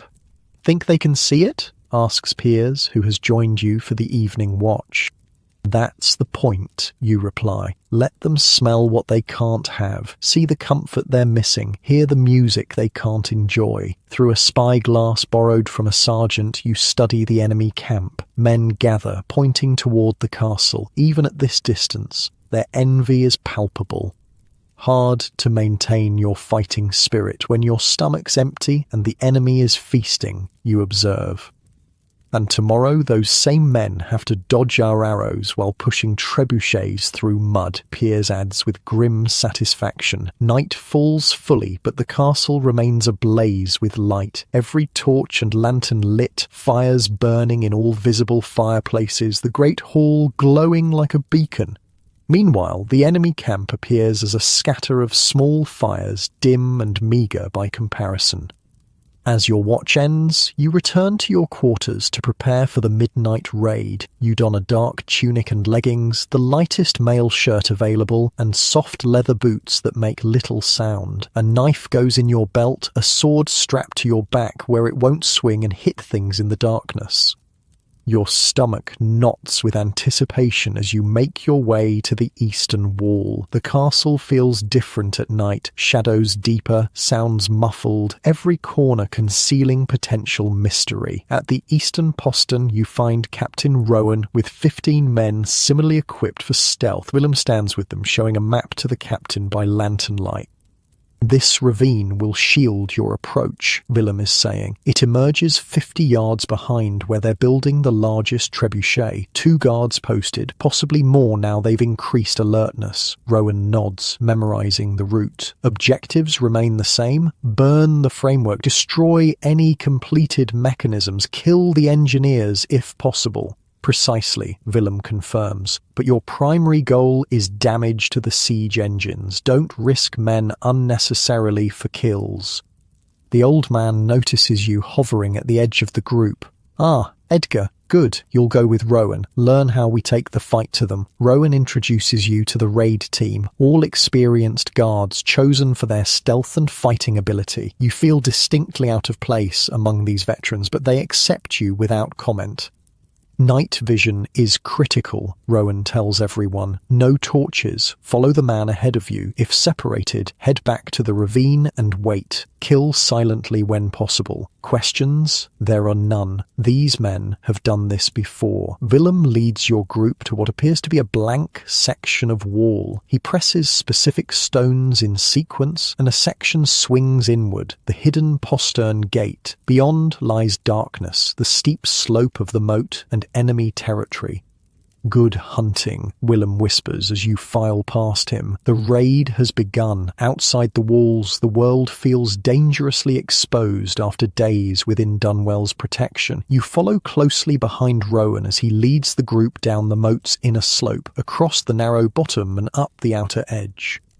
The ground squishes beneath your feet, mud from the day's rain making each step treacherous. No one speaks. Communication happens through hand signals and nods as you make your way to the ravine Willem identified. The narrow gully cuts through the landscape like a scar, providing perfect cover for your approach. Occasionally you freeze as enemy patrols pass nearby, holding your breath until the danger recedes. The journey takes nearly an hour, slow, careful movement through muddy terrain, always watching for enemy scouts. Finally, Rowan holds up a fist. You've reached the end of the ravine. The trebuchet construction site lies just ahead, visible as looming wooden frames against the night sky. Rowan gathers everyone close, issuing final instructions in the barest whisper. The group will split, half to target the largest trebuchet, half to hit the smaller one nearby. You're assigned to Rowan's group approaching the main target. 4 men break off, disappearing into the darkness to your right. Rowan leads your team in a low crouch toward the primary trebuchet, a massive wooden frame standing 3 times the height of a man, its throwing arm raised like a finger pointing accusingly at the night sky. 2 guards patrol its perimeter, looking bored and miserable in the damp night. Beyond them, a small tent likely houses the engineers and builders. Rowan points to the guards, then to two of your companions. The men nod, breaking away to circle behind the sentries. You watch, heart pounding, as they approach unseen, then strike, quick, efficient knife thrusts that drop both guards before they can cry out. The path clear, your group rushes to the trebuchet. Up close, the war machine is even more impressive. A framework of massive timbers joined with iron bands, a counterweight box filled with stones, a sling designed to hold projectiles weighing hundreds of pounds. And all of it built for one purpose: to destroy the home you've come to love. Rowan distributes small clay pots from his pack, fire pots containing a sticky, flammable mixture. Others pull out saws and begin attacking critical support beams. You're handed a hammer and tasked with destroying the complex pulley system that raises the throwing arm. For 10 frantic minutes you work in near silence. The only sounds are the rasp of saws, the muffled thud of hammers wrapped in cloth, the splintering of wood. You smash delicate mechanism components, feeling a fierce satisfaction with each precision stroke. Across the way, flames suddenly leap from the second trebuchet. Your group takes this as the signal to light your own fires. The firepots break against wood saturated with oil by a forward-thinking raider. Flames catch immediately, racing up the framework. "Engineers!" someone hisses. Men emerge from the nearby tent, shouting in alarm. Rowan signals the retreat before they can organize a response. Your group melts back toward the ravine, the chaos behind you growing as more enemy soldiers respond to the commotion. Shouts fill the night, horns blow, the flames rise higher, silhouetting running figures against their glow. The retreat feels faster than the approach, adrenaline pushing you forward through the mud and darkness. Twice you nearly fall, saved only by the steadying hand of the man behind you. The sounds of pursuit fade as you reach the ravine, its twisting path impossible to follow without knowledge of its course. An hour later, muddy, exhausted, but triumphant, your group slips back through the postern gate into Dunwell's protective embrace. Lord Geoffrey himself waits with Willem to receive your report. "Both targets burning," Rowan reports crisply. "Secondary target completely destroyed, primary damage beyond repair, no casualties on our side." Lord Geoffrey's smile is fierce in the lantern light. "Excellent. That should set them back at least 3 days." "The mud from the rain will make rebuilding even more difficult," Willem adds. "Well executed, Captain." As the group disperses, Lord Geoffrey gestures for you to stay. "Your first taste of offensive action, Edgar. What did you learn? You consider carefully before answering." "That castle defence doesn't stop at the walls. We take the fight to them on our terms, when and where we choose." Geoffrey nods approvingly. "Precisely. Now get some rest. Dawn comes early and I want you on the walls to see Lord Blackwell's face when he discovers what we've done to his precious trebuchets." You make your way back to your quarters, exhaustion and exhilaration battling within you. Tonight, you were not just a defender hiding behind walls. You were the attacker bringing the fight to the enemy. And tomorrow you'll witness the fruits of your labour. Another day of delay, another test of Lord Blackwell's resolve, another small victory for Castle Dunwell. As you settle onto your pallet, muscles aching pleasantly from the night's exertion, you find yourself smiling in the darkness. The castle has revealed another of its secrets, not just how to keep enemies out, but how to strike back when they least expect it. Morning arrives with triumphant horns blasting from Dunwell's towers. You drag yourself from sleep, body aching from the night raid but spirit light. Through your narrow window you see guards lining the battlements, cheering and gesturing toward the enemy camp. You dress quickly and rush to join them. From the southern wall, the view is everything you'd hoped for. Lord Blackwell's trebuchet construction site lies in ruins, blackened timbers still smoking, the largest frame collapsed into a jumble of broken wood. Men scurry about like disturbed ants, trying to salvage what they can while their commander rages visibly from horseback. Beautiful sight, isn't it? You turn to find Archer Ellie beside you, grinning as she surveys the destruction. Worth the mud and terror, you agree, showing her your hands still stained with soot from the firepots. You were part of the raid? Her eyebrows rise. Moving up in the world, Edgar. Before you can respond, a shout goes up from further along the wall. Lord Geoffrey has emerged onto the battlements, resplendent in polished armour that catches the morning sun. The castle's defenders cheer as he raises his arms. "Or men have done well," his voice carries clearly. "Last night's action has cost Lord Blackwell dearly. His trebuchets are destroyed, his timetable broken, his men's morale weakened. More cheers erupt. Geoffrey waits for them to subside. But our work is not done. Blackwell is proud and stubborn. He will try new approaches, test us in different ways. Stay vigilant. Remember your training." He points toward the enemy camp. They are out there in mud and discomfort. We are here, behind walls built by generations of wise defenders. Time is our ally. The speech ends to thunderous approval. As Lord Geoffrey departs, the mood along the wall remains buoyant. Guards exchange jokes and boasts, pointing out particularly amusing scenes of confusion in the enemy camp. You spend the morning on wall duty, watching as Lord Blackwell attempts to reorganise his forces. The failed trebuchet strategy clearly requires a new approach, but the enemy seems uncertain how to proceed. Men gather in small groups around their commanders, gesturing towards the castle and arguing visibly even at this distance. "They're dividing into factions," observes Sergeant Mills, an older guard with a grey-streaked beard who oversees your section of wall. "Some want to continue the siege, others want to withdraw. That's how it starts, doubt creeping in." You nod, recalling Willem's lessons on the psychological aspects of siege warfare. "How long before they give up?"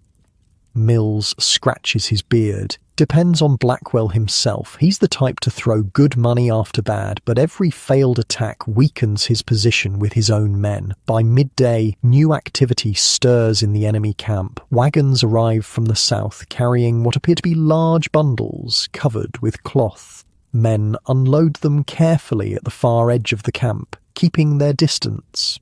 "What are those?" you ask Mills, who studies them through a spyglass. His expression darkens. "Trouble. Get Captain Rowan." When Rowan arrives, Mills hands him the spyglass wordlessly. The captain watches for several moments, face grim. "Biological warfare," he finally says. "The cloth-covered bundles. Dead animals. Probably diseased." Your stomach turns. "They're going to throw them at us." "Classic siege tactic," Rowan nods. "Catapult diseased animal carcasses over the walls. Hope to spread illness among defenders." "Can they reach us from there?" You eye the distance anxiously. "With a mangonel, yes, not as powerful as a trebuchet, but enough for light projectiles." Rowan lowers the spyglass. "I need to inform Lord Geoffrey. Mills, double the watch and alert the healers to prepare for possible disease outbreaks." As Rowan strides away, Mills turns to you. "We have countermeasures for this. Go find Willem. He'll want you for the next phase of your education."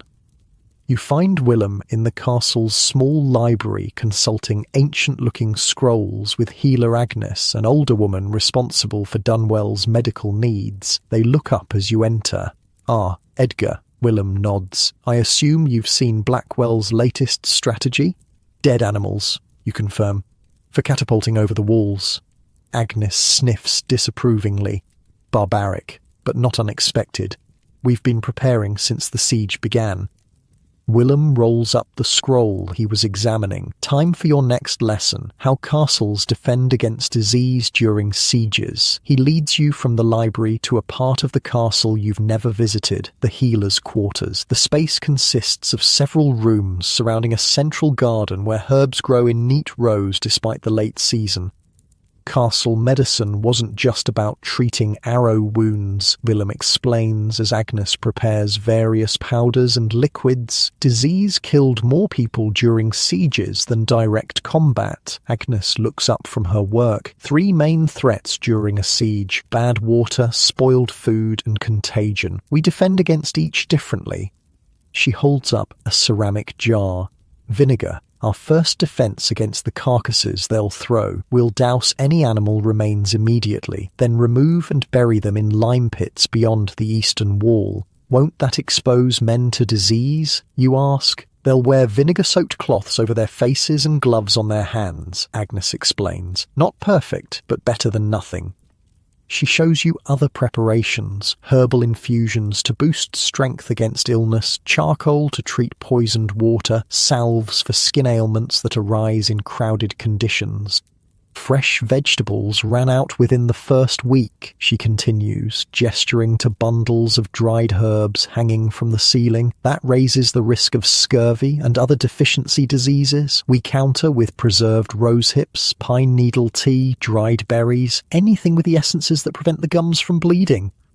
Willem adds, castle inhabitants relied heavily on beer and wine during sieges, not just for morale, but because fermentation made these drinks safer than potentially contaminated water. Beer has been keeping medieval defenders both hydrated and slightly more optimistic about being surrounded by enemies since 1066. Agnes smiles at this. True enough. I prescribe a daily ration for everyone, children included, safer than well water if the dead animals get too close.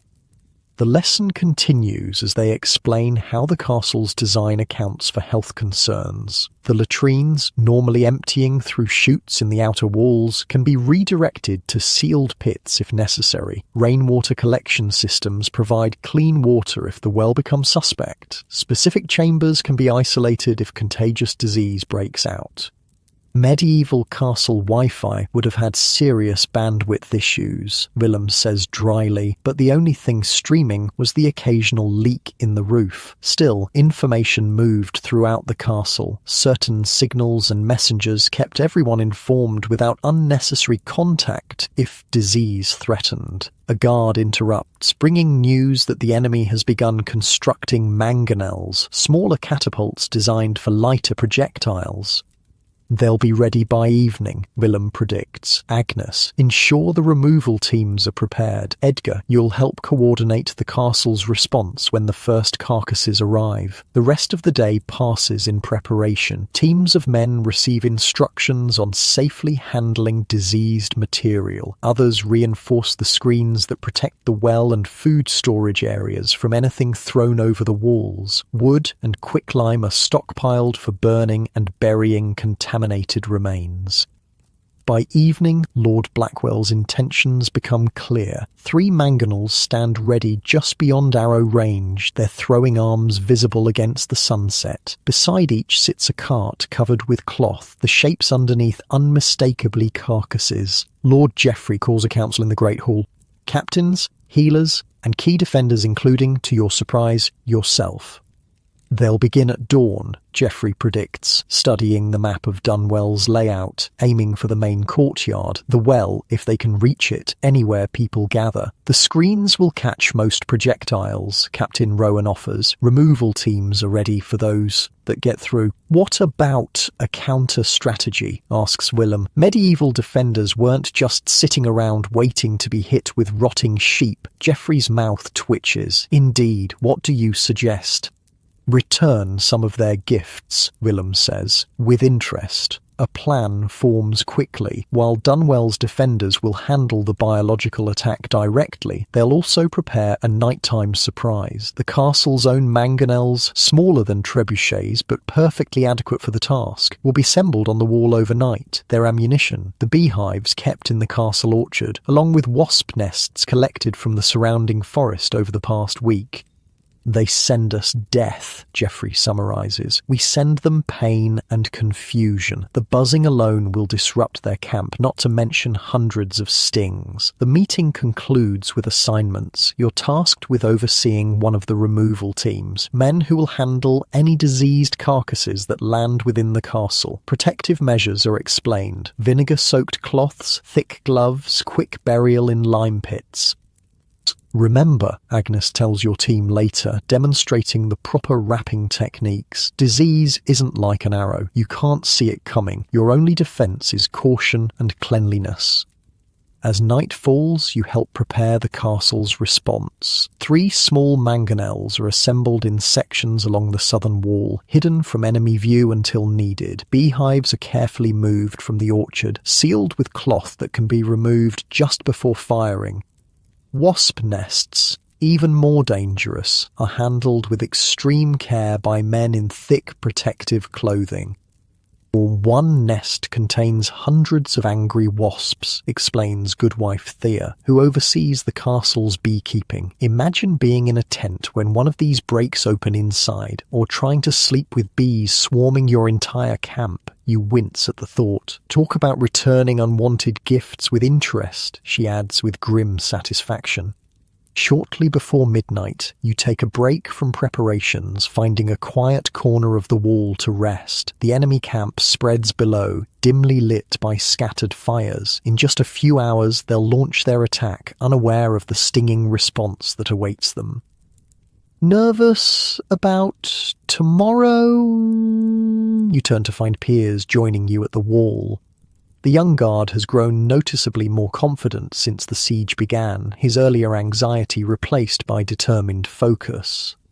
A bit, you admit. Arrows and battering rams are one thing. Disease is... You trail off, searching for words. Invisible, Piers finishes. Like fighting a ghost. You nod. Exactly.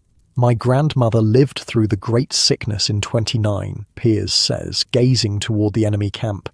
Said, it was worse than any war, at least with soldiers. You can see them coming. The two of you stand in silence for a while, contemplating the invisible battle that will join the visible one tomorrow. Get some sleep if you can, you finally tell him. Morning will come too soon. Your own rest proves fitful, dreams filled with rotting animals and swarming insects. You wake before dawn, dressing quickly in the clothes prepared for the removal team, older garments that can be burned afterward if necessary. The first light of dawn brings the expected attack. Horns sound the alarm as the enemy mangonels launch their first volley. Dark shapes arc through the early morning sky, trailing foul smells even before they land. 3 carcasses clear the walls, a sheep and 2 pigs from the look of them. Already bloated and rotting, they land with wet thuds in different parts of the courtyard, thankfully missing the well and food storage areas protected by the screens erected yesterday. Your team moves into action immediately. Men with vinegar-soaked cloths over their faces approach the nearest carcass, the sheep, and douse it thoroughly with more vinegar from buckets. Using long hooks, they maneuver the reeking mass onto a stretcher, then carry it quickly to the eastern postern gate where a lime pit awaits. The process repeats with each new projectile that clears the walls. Most are caught by the protective screens, wooden frames covered with thick cloth that hang above vulnerable areas. These catch the carcasses, allowing defenders to lower them carefully for disposal rather than letting them smash uncontrolled into living areas. By mid-morning, the enemy has exhausted their first supply of grim ammunition. Nearly 30 diseased animals have been launched, all carefully neutralized and buried by your teams. The smell lingers, but Agnes's herbal burners, pots of fragrant herbs set alight in strategic locations, help combat the worst of it. Lord Geoffrey calls for the counterattack at noon, when the enemy camp is most active. The hidden mangonels are wheeled into position, loaded with their unusual ammunition, and aimed at key targets, the command tents, eating areas, and sleeping quarters. Fire when ready, Geoffrey commands. The first hive launches with a whoosh, tracing a perfect arc toward the enemy's central area. More follow quickly, hives and wasp nests raining down on Lord Blackwell's camp. Even from the distance of the wall, you can see the chaos erupting as the containers break open on impact, releasing their angry swarms.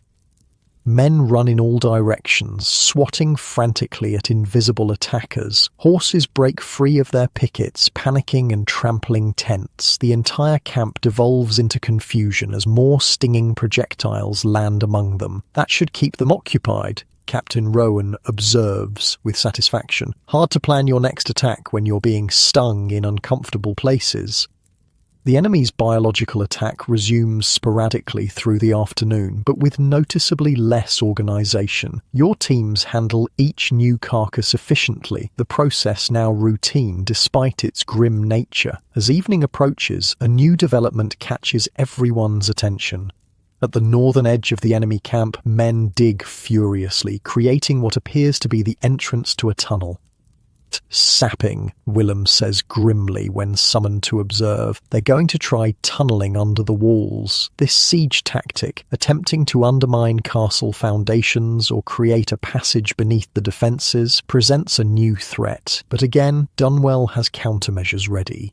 Countermining is crucial when attackers tunnel under walls, Willem explains as he organises the response. We dig our own tunnels to intercept them. Expert miners from the village are called upon, men who normally work the nearby iron mine but now turn their skills to castle defence. Using their knowledge of soil conditions and underground detection techniques, they determine the likely path of the enemy tunnel and begin their own shaft to intersect it. They'll aim for the North Tower, predicts Miner Walsh, a grizzled man with hands like leather. Shortest distance, relatively solid ground, will cut them off halfway. You watch in fascination as the miners sink a vertical shaft in the inner courtyard, then begin a horizontal tunnel aimed directly at the anticipated enemy path. Their skill is evident in the precise shoring up of the passage, the careful testing for sounds of enemy digging, the quiet efficiency of their work. When we detect them getting close, Walsh explains during a break, his face streaked with dirt, we have several options. Flood their tunnel with water from barrels we've prepared, release smoke to drive them back, or, if we're feeling particularly unwelcoming, unleash the castle hounds. The mental image of attack dogs charging through a narrow tunnel makes you shudder, not a fate you'd wish on anyone. Many castles kept specialised anti-siege equipment ready, Willem adds, overseeing the mining operation, including wooden frames called hoardings that could be quickly assembled to extend the range defenders could drop things from. He points to stacks of pre-cut wooden beams stored in a nearby shed. If they manage to reach the base of the wall with their tunnel, we can extend our murder holes outward to continue dropping rocks directly on their exit point. The day fades into evening, the castle settling into an uneasy rhythm. The enemy's biological attack has paused, either from exhaustion of materials or due to the disruption caused by your bee counterattack. The only active threat remains the tunnel, progressing slowly beneath the ground. In the Great Hall that night, you join other defenders for a simple meal. The mood is subdued but not defeated. Each attack repelled strengthens confidence in Dunwell's defences. Lord Geoffrey moves among the tables, speaking with different groups, boosting morale with his presence and quiet confidence. He pauses at your table. Edgar, your teams performed admirably today. Thank you, my lord, you reply, honoured by the recognition. The preparations made it straightforward. Geoffrey nods. That's the secret of castle defence, preparation for every contingency. He glances around the hall. How are the villagers holding up? You follow his gaze to where refugee families cluster in corners, children sleeping on makeshift pallets, adults conversing in low voices. Cramped but managing. You answer honestly. Daily life during a siege took place in uncomfortable conditions. The castle population swelled beyond its normal size as peasants from surrounding land sought protection behind its walls. Space became precious. Indeed, Geoffrey sighs. Great halls that normally hosted feasts transformed into communal sleeping areas. Privacy vanished. Noble families who typically enjoyed private chambers might share space with dozens of others. Despite the hardships, you note how the community has adapted. Children play quiet games in corners. Women work together at spinning and sewing. Men repair tools and weapons. Life continues, constrained but not stopped by the siege surrounding them. The psychological impact of siege life cannot be overstated, Geoffrey observes, following your thoughts. Boredom, fear, and claustrophobia affected everyone trapped inside. To combat this, castle life continued with structure and routine. Guards maintained regular watches, craftspeople continued essential work, and religious services provided comfort and time markers. He gestures to a group playing chess in one corner, others rolling dice nearby. Games like chess, dice, and backgammon helped pass the endless hours of waiting. Being trapped in a castle during siege was like the world's worst vacation. Terrible accommodations, limited menu, and the neighbours keep trying to kill you. You laugh despite yourself, appreciating his dry humour even in these circumstances. Get some rest, Geoffrey advises. Tomorrow brings new challenges. The miners expect to intercept the enemy tunnel before noon. As you make your way to your quarters, you realize how much your perspective has changed since the siege began. The castle no longer feels like just walls and towers. It's a living system designed across generations specifically to shelter life against those who would take it. And you are now part of that system, not just hiding behind stone, but actively participating in the intricate dance of defense that has kept Dunwell standing for centuries. Sleep comes easier tonight, despite the lingering smell of vinegar on your hands and the knowledge that enemies work beneath your feet. Digging ever closer, Dunwell has stood against such threats before. The stone remembers, even if the people change. Your last thought before drifting off is a strangely comforting one. 60% of castle sieges ended with attackers simply giving up, and Lord Blackwell has already lost far more than he's gained. The sound of metal on stone wakes you. Tap, tap, tap. It takes a moment to realize what you're hearing. The enemy miners, their tunneling has progressed far enough that the sound now carries through the bedrock beneath the castle.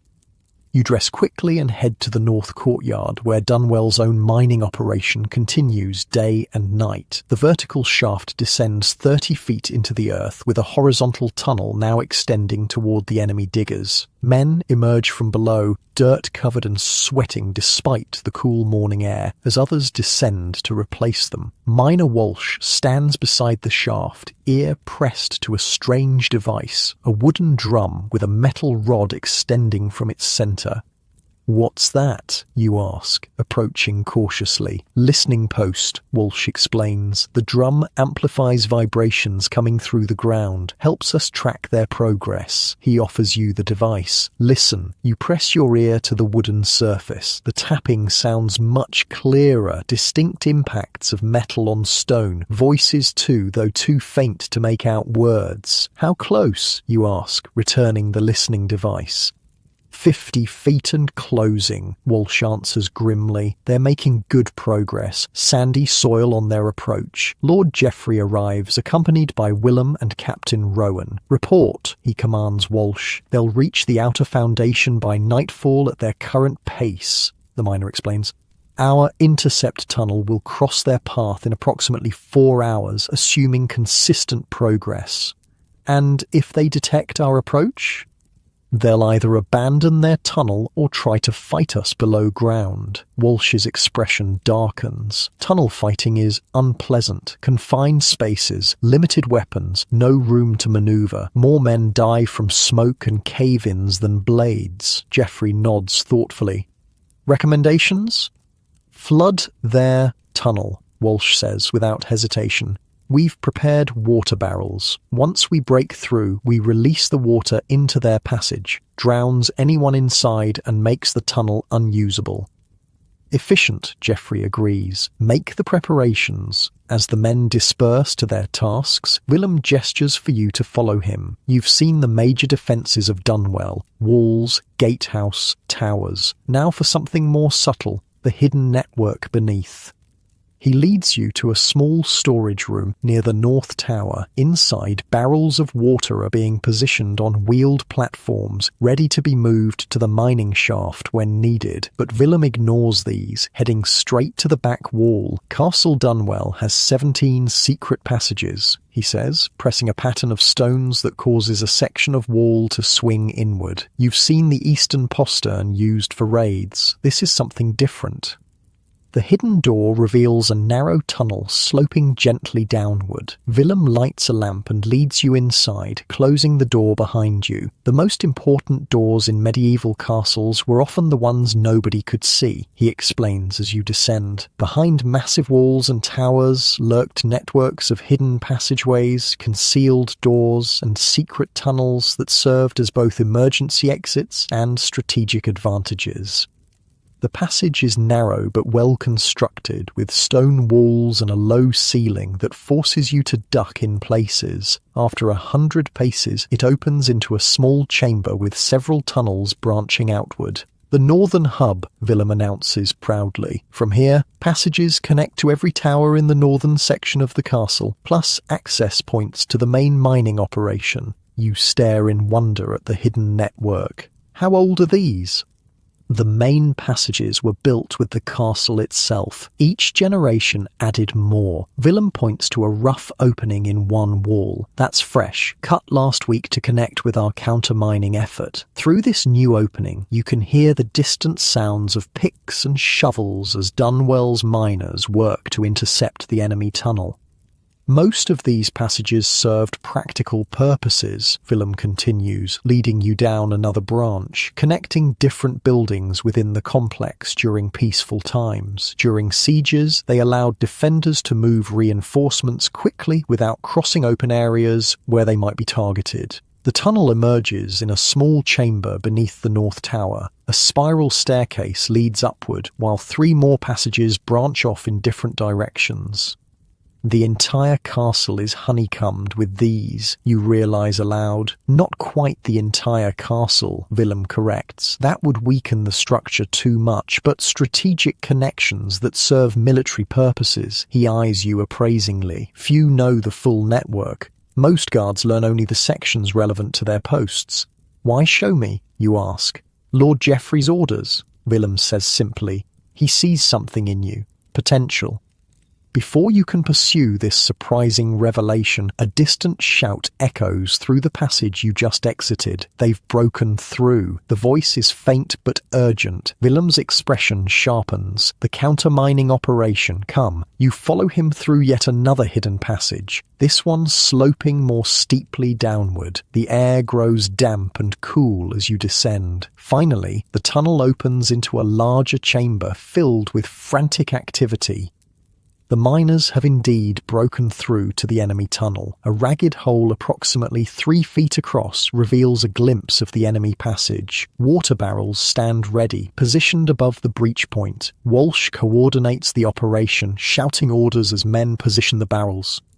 "First wave ready? Everyone back?" The miners retreat to the edges of the chamber as 4 men tip the first barrel. Water gushes through the opening, cascading into the enemy tunnel. Shouts of alarm echo from beyond the breach. "Second wave," Walsh commands. Another barrel empties into the hole. The shouts from the enemy side grow more panicked. You catch glimpses of men scrambling away from the rising water, their tunnel sloping upward toward the castle, but now becoming a deadly trap as water fills the lowest sections. Third wave. The final barrels empty in a rush. The sounds from the enemy tunnel fade, replaced by the gurgle of water finding its level. "Blocked?" Willem asks Walsh. The miner nods with grim satisfaction. "Flooded for at least 60 feet. Anyone caught in the first section is drowned. The rest will be fighting mud for days if they try to dig through again." "Excellent work," Willem tells the miners. "Lord Geoffrey will be pleased." As the men begin clearing equipment, Willem draws you aside. The tunnels were built with this specific scenario in mind, positioned to allow quick counter-mining operations with water sources prepared for flooding enemy approaches. Everything planned in advance, you marvel. Nothing left to chance. That's how castles survived, Willem nods. Anticipating every possible attack and preparing countermeasures decades or even centuries before they were needed. You follow him back through the secret passages, emerging eventually into the main courtyard where Lord Geoffrey awaits the report. Enemy tunnel neutralized, Willem informs him, flooded with minimal risk to our men. Geoffrey's face shows satisfaction, but not surprise. As designed. Have the foundation walls checked for any damage, but I doubt they penetrated far enough to be concerning. Already ordered, Willem confirms. Geoffrey turns to you. Edgar, I want you to take charge of the Eastern Wall watch today. Captain Rowan will brief you on your duties. The responsibility both thrills and terrifies you. A full wall section under your command, despite your relative inexperience. As if reading your thoughts, Geoffrey adds, You've seen most of Dunwell's defences now, not just how they work, but why they were built. That understanding is rarer than you might think. Many guards simply follow orders without comprehending the larger strategy. You bow, accepting both the compliment and the responsibility. Thank you, my lord. I won't disappoint you. The eastern wall offers an excellent view of the surrounding countryside. Unlike the southern approach where Lord Blackwell's main force remains encamped, this side faces dense forest broken by small meadows. Your section of wall stretches from the northeast tower to the central eastern tower, with 12 men under your command for the day's watch. Captain Rowan briefs you quickly on your duties, regular patrols along the wall walk, sentries positioned at observation points, signals to watch for from scouts hidden in the forest. Keep them alert but not anxious, Rowan advises. Wall duty can be monotonous when there's no direct threat, but that's when mistakes happen. You organise the watch into rotating patterns, ensuring no man stays at one post long enough to grow complacent. The morning passes quietly, with only routine reports. Local farmers seeking refuge, wildlife movements in the forest edge, a distant column of smoke that proves to be charcoal burners rather than enemy activity. Midday brings a welcome break as food is brought up to the wall. Bread, cheese, and thin ale. You eat with your men, listening to their conversations, learning about their lives before the siege. Been with Lord Geoffrey's household for 6 years, says Brennan. A stocky guard with a perpetually sunburned face. Best lord I've served. Treats his men fair. My family's farmed his northern fields for 3 generations, adds Watt, a younger guard recruited from the villages. When Blackwell's raids started hitting our borders last spring, Lord Geoffrey brought us all inside the castle walls, fed us from his stores while our crops were burning. Others share similar stories of Geoffrey's fairness, his preparation for this siege, his concern for those under his protection. Not every lord thinks beyond his own comfort, Brennan tells you. Some would leave us outside to fend for ourselves, protect only their immediate household and wealth. You begin to understand another aspect of castle defence, the loyalty of those within the walls. Not built through fear or mere obligation, but through reciprocal protection and care. The castle shelters the people, but the people also defend the castle.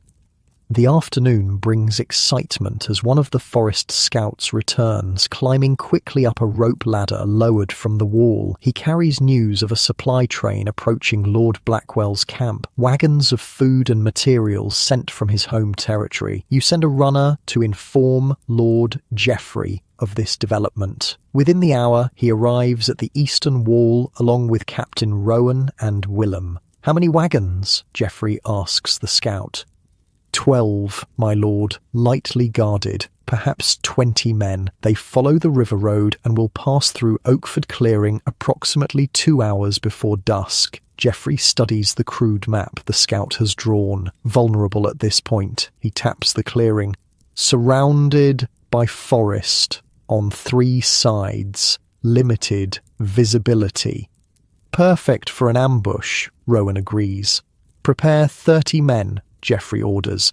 Light armour, bows, and short swords. We leave through the eastern postern in 1 hour. As they turn to go, Geoffrey catches your eye. Edgar, you'll come too. Leave Sergeant Mills in charge of the wall. Your heart races at this new responsibility, not just defending the castle, but actively striking at the enemy's resources. The raiding party assembles quickly, experienced guards mixed with village hunters who know the forest paths. Everyone wears dark green and brown clothing, faces smudged with dirt to reduce visibility among the trees. Weapons are wrapped in cloth to prevent metal from catching sunlight. Lord Geoffrey himself leads the expedition, armoured only in a light leather jerkin rather than his usual plate. Speed and silence matter more than protection today, he explains when he catches your questioning glance. The eastern postern, hidden behind a false rock face just as Willem described, opens silently on well-oiled hinges. Your group slips out in pairs, immediately taking cover in the tree line beyond the castle's cleared perimeter. The forest embraces you with dappled shadows and the rich scent of decaying leaves. You move silently, following the lead hunters who navigate without hesitation through seemingly identical stretches of woodland. After nearly an hour of steady progress, Geoffrey signals a halt. Oakford Clearing lies just beyond that rise, he whispers, gathering the leaders. We'll position archers on 3 sides, here, here, and here. He draws in the dirt with a stick. Swordsmen will block the road at this narrow point once the wagons have fully entered the clearing. The plan is elegant in its simplicity. The supply train, thinking itself still far from danger, will enter the clearing where visibility is good but escape routes are limited. Your forces, hidden among the trees, will cut off retreat, eliminate the escort, and capture the supplies. Remember, Geoffrey emphasizes to everyone, the wagons themselves are the primary target. Subdue the guards if possible rather than killing them. Each prisoner returned to Blackwell's camp spreads the story of our reach beyond the walls. You're assigned to a group of archers on the northern side of the clearing. Your position behind a fallen log draped with underbrush gives you a perfect view of the approaching road while keeping you hidden from sight. The wait stretches nearly an hour. Birds call overhead, insects buzz lazily in the afternoon warmth, then finally the distant creak of wagon wheels and the plodding hoofbeats of draft horses.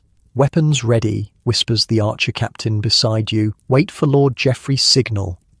The first wagon rolls into view, a heavy 4-wheeled cart laden with barrels and sacks drawn by 2 sturdy horses. A driver sits at the front, looking bored. 2 guards walk alongside, spears resting casually on their shoulders. More wagons follow, forming a line that stretches the length of the clearing. You wait, barely breathing, as the entire convoy enters the open space. The last wagon clears the southern tree line. A hawk's cry pierces the air. Geoffrey's signal. Archers rise from hiding positions around the clearing, arrows nocked and drawn. The wagon guards freeze in confusion, suddenly finding themselves surrounded. "In the name of Lord Geoffrey of Dunwell," Captain Rowan's voice rings out from the far side. "Lay down your weapons?" For a moment it seems the escort might resist. Then reality sets in. They're outnumbered, surrounded, with no defensive position. The guard captain throws down his sword in disgust, his men following suit. The entire operation takes less than 10 minutes. Guards are bound with rope, drivers instructed to remain with their wagons. Lord Geoffrey emerges from the trees, inspecting the captured supplies. "Grain, salt meat, arrows, replacement bowstrings," he notes with satisfaction. "Even wine for Lord Blackwell's table. How thoughtful of him to send us these gifts." The men laugh, already dividing the supplies for transport back to the castle. Smaller valuable items are distributed into packs for carrying. Larger supplies are left on the wagons, which will now be driven to Dunwell instead of Blackwell's camp. "What about the guards?" you ask, indicating the sullen prisoners. Geoffrey considers them briefly. "Take their weapons and boots. Release them." "Release them?" someone questions. They're no threat without weapons, and a long barefoot walk back to Blackwell's camp will give them time to consider their situation. Geoffrey addresses the captured guards directly. "Tell your lord what happened here. Tell him Castle Dunwell's reach extends far beyond its walls." The journey back feels triumphant despite the need for continued silence. The wagons are sent on a longer route that avoids Blackwell's patrols, while your group returns directly through the forest with the most valuable supplies. By nightfall, you're back inside Dunwell's walls, exhausted but exhilarated by the day's success. The captured supplies are inventoried in the Great Hall, enough food to extend the castle's provisions by nearly 2 weeks, plus valuable military supplies denied to the enemy. Lord Geoffrey addresses the raiding party, his satisfaction evident. Today's action strikes at Blackwell's greatest weakness, his extended supply lines. His army is too large to live off the land indefinitely, especially with winter approaching. Every wagon we capture brings us closer to victory. He raises a cup of captured wine in toast. To Dunwell's defenders, not just those who stand upon the walls, but those who strike beyond them. The celebration is subdued but genuine, a much-needed boost to morale after weeks of siege. The castle's residents gather to see the captured supplies, marvelling at the success of the raid. Children stare wide-eyed at the wagons now safely inside the courtyard, while village elders nod approvingly at the strategic victory. Later, as the excitement settles, you find yourself at the eastern wall once more, gazing toward the enemy camp, visible as distant fires in the darkness. Captain Rowan joins you, his expression thoughtful. You're wondering when it will end, he observes. You nod. Lord Blackwell has lost men, supplies, and time, yet he remains. Pride, Rowan says simply. The same pride that drives men to build castles drives others to try taking them. He leans against the stone merlon. But there's a difference. The castle was built by men who understood patience. Siege warfare often came down to who could last the longest. Castles turned time itself into a weapon against attackers. You think about this, recalling Willem's lessons. Sieges bankrupted attackers. A typical army in the 1300s cost about 500 gold pieces daily. After weeks of going nowhere, many lords simply ran out of money. Exactly, Rowan nods approvingly. The siege of Kenilworth Castle lasted 6 months before attackers gave up, and that's not counting the weather. He gestures to the darkening sky where clouds promise more rain. Winter sieges were brutal for armies camping outside. More soldiers died from cold, disease, and hunger than from fighting. Meanwhile, we sleep in actual beds, you observe. Not comfortable by peacetime standards, but compared to soldiers sleeping in mud.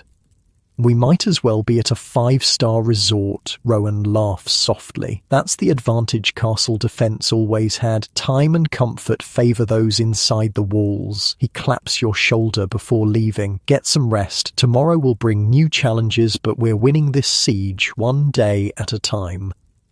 You remain at the wall a while longer, watching the enemy fires burn low in the distance. Each one represents men growing colder, hungrier, and more discouraged with every passing day. Men questioning why they're sitting in mud while their families and farms need them. Men wondering if Dunwell is really worth the price they're paying. The most effective defense, you realize, is often patience, letting the enemy defeat himself through attrition, despair, and dwindling resources. About 60% of castle sieges ended with attackers simply giving up. As you finally turn away from the view, heading to your quarters for well-earned rest, you understand that Stone Castle Dunwell isn't just winning through its physical defences, it's winning by simply continuing to exist day after day, while the enemy's will to fight slowly crumbles. Like the stone itself, patient, enduring, outlasting those who would seek to break it. 3 weeks pass like a slow-moving river. The rhythm of siege life becomes your new normal. Each day brings its patterns: wall duty, mealtimes, training, sleep. The calendar in the Great Hall marks off days with charcoal strokes, measuring the time since Lord Blackwell first appeared on the horizon. Autumn deepens. Leaves turn gold and crimson in the forest beyond the walls. Morning frost glitters on the moat.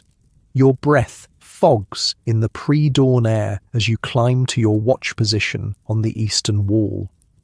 Lord Blackwell remains, his camp a sprawling scar on the landscape, but it's changing, growing smaller. Each day a few more tents disappear. Men slip away in the night, deserting rather than face another cold week in the mud. The attacks have stopped. No more battering rams, no siege towers, no mangonels hurling disease, just a grim waiting game that Blackwell is slowly, inevitably losing. He knows he's beaten, Willem tells you one morning as you both observe the enemy camp, just too proud to admit it yet. How much longer, you ask, watching thin smoke rise from their cooking fires. Willem considers this. A week? Perhaps two. The first heavy snow will decide it. You've changed during these weeks, not just in experience, but in how the other defenders see you. Lord Geoffrey has given you increasing responsibility, training new guards, organising provisions, leading small raids beyond the walls to harass enemy patrols. You're no longer just a young guard, but a respected member of Dunwell's defensive brain. Edgar. You turn to find Archer Ellie approaching, her bow slung across her back. Captain Rowan wants you at the North Tower. Something's happening in Blackwell's camp. You hurry across the wall walk, ducking through the tower door to find Rowan, Lord Geoffrey, and several captains gathered around a table. A messenger, mud-splattered and exhausted, stands before them. "Repeat what you told me," Geoffrey instructs the man. "Lord Haverton has crossed the northern border with 300 men, my lord," the messenger reports. "He's burning Blackwell's outlying manors and threatening his home castle. Blackwell's steward has sent 4 urgent messages in the past week begging for his return." Geoffrey's eyes gleam. So, that's why his camp shrinks daily. He's been quietly sending men home to defend his own lands.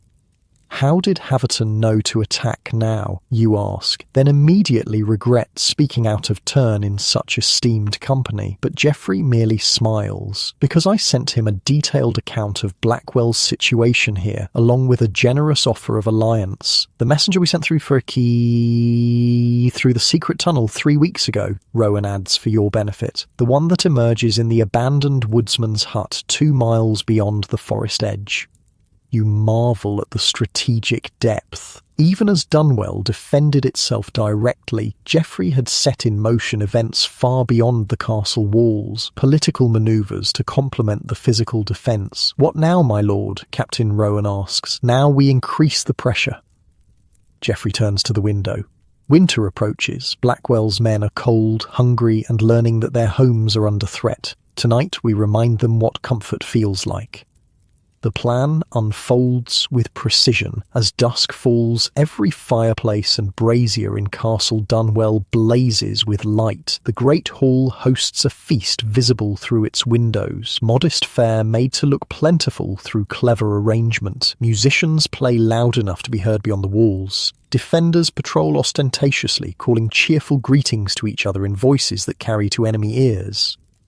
You stand on the south wall, watching the effect on Blackwell's camp. Men gather, pointing at the castle. Even at this distance, their envy is palpable. Psychological warfare was a key strategy, Willem says, joining you at the wall. Defenders would feast on battlements, making sure the smell of roasting meat drifted toward hungry besiegers. Medieval trash talk didn't need words, just a chicken leg waved tauntingly from a tower window. You smile at the image. Seems almost cruel. "Oh, war is cruel," Willem shrugs, "but this form kills fewer men than arrows and swords." As night deepens, the contrast becomes even more stark. Dunwell glows like a beacon, warm, safe, well supplied. The enemy camp appears as scattered, pathetic fireflies in the darkness.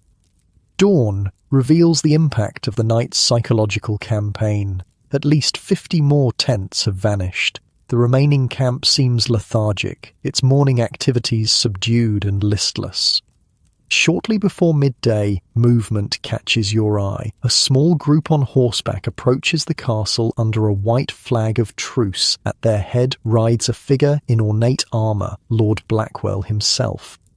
Word spreads quickly. Lord Geoffrey orders the outer gates opened but keeps the portcullises down. He descends to meet Blackwell in the killing corridor of the gatehouse, a symbolic choice that isn't lost on anyone. Blackwell must state his business in the very space designed to slaughter those who approach uninvited. You stand on the wall walk above, watching through an arrow loop as the enemy lord enters the gatehouse alone, his escort waiting at a distance. Though you can't hear the conversation, the body language tells the story. Blackwell speaks with stiff formality. Geoffrey listens, impassive. No warmth passes between them. The meeting lasts barely 10 minutes. Blackwell emerges, mounts his horse without looking back, and returns to his camp. Geoffrey climbs to the wall where you and the other senior defenders wait anxiously. He proposes a truce, Geoffrey announces. His forces will withdraw completely by tomorrow noon. In exchange, we allow them to leave unmolested and return any prisoners we've taken. You agreed? Rowan asks. Of course, Geoffrey's mouth quirks in a half-smile. We gain everything we wanted without further bloodshed. I even agreed to provide bread for their journey home, a gesture of goodwill that will remind every one of his men who holds the power here. Captain Rowan laughs. Generous in victory. Practical, Geoffrey corrects. Blackwell leaves with his pride wounded but his body intact. He's less likely to attempt revenge in the future. The day passes in watchful anticipation. In the enemy camp, men pack wagons, strike tents, and prepare for departure. You supervise the preparation of bread loaves to be sent to the departing army. Plain fare, but a pointed reminder that Dunwell's stores remain plentiful while they've been reduced to accepting charity. By evening, the camp is half its previous size. Many of Blackwell's forces have already departed, leaving only his core troops to withdraw in organised fashion the next day. Will they honour the agreement? You ask Willem, as you both observe the activity from the wall. They have little choice, Willem replies. Winter is coming, their supplies are dwindling, and now their homeland is under threat. He gestures to the camp. Besides, we've broken their spirit. Look at them. No songs around the campfires tonight, no boasting or laughter, just men eager to sleep in real beds again. You think about the contrast, those soldiers huddled in the cold while you return to the relative comfort of the castle. Castle residents weren't staying at a 5-star resort, you observe, but compared to attackers sleeping in mud, they might as well have been. Willem nods approvingly at your understanding. Morning dawns clear and cold. Frost covers the ground like a dusting of sugar. Blackwell's remaining forces form up on the road heading south, a disciplined column ready to march, so different from the confident army that arrived 7 weeks ago. Lord Blackwell himself rides at their head, his banner hanging limp in the still air. He looks up at Castle Dunwell one last time, impenetrable, undefeated, exactly as it stood when he arrived. For a moment, something like grudging respect shows on his face. Then he turns away, signalling the withdrawal to begin. Cheers erupt along Dunwell's walls as the enemy army departs. People emerge from the castle gates to watch them go, maintaining a respectful distance but making no effort to hide their joy. Children dance and sing victory songs. Village elders nod with sage satisfaction. Lord Geoffrey stands on the gatehouse roof, watching until Blackwell's column disappears around a distant bend. Only then does he allow himself a smile. And that, he announces to the assembled defenders, is why castles were built. The celebration begins almost immediately. Tables appear in the courtyard, laden with food and drink. Musicians play joyful dancing tunes. The strict rationing of the past weeks is temporarily forgotten as Geoffrey orders the kitchens to prepare a proper feast. We earned this, he tells everyone. Dunwell has stood against siege for centuries, but never with defenders more worthy than you. The mood is infectious. Guards who maintained stoic vigilance for weeks now laugh and dance. Villagers who sought refuge embrace each other with tears of relief. Children who played quiet games in corners now race through the courtyard, shrieking with delight. You find yourself swept up in the celebration, accepting congratulations and slaps on the back from guards who once barely acknowledged you. Even Captain Rowan unbends enough to raise a cup in your direction. "Well done, lad," he calls over the noise. "You've earned your place among Dunwell's defenders." As evening approaches, the festivities continue, but you feel a need for quieter reflection. You climb to the eastern tower, finding solitude on its roof, as the setting sun paints the landscape in gold and crimson. Footsteps on the stairs announce someone's approach. Lord Geoffrey emerges onto the roof carrying 2 cups of wine. He offers one to you. "Not joining the celebration?" he asks, leaning against the battlement beside you. "Just taking it all in, my lord." You gesture toward the distant horizon where the last of Blackwell's forces have long since vanished. "7 weeks ago, I thought we might all die here."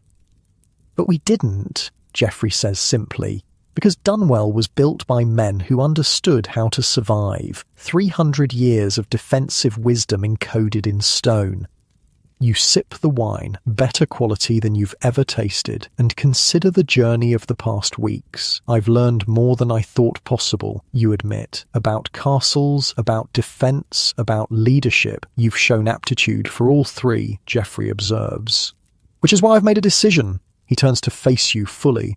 "My captain of guards is retiring next spring. I want you to train as his replacement."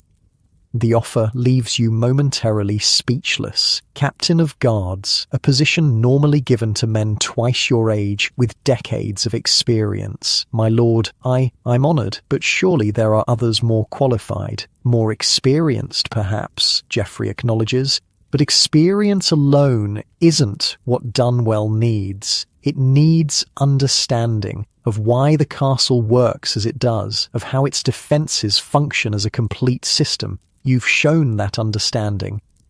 He gestures to the castle spread below you.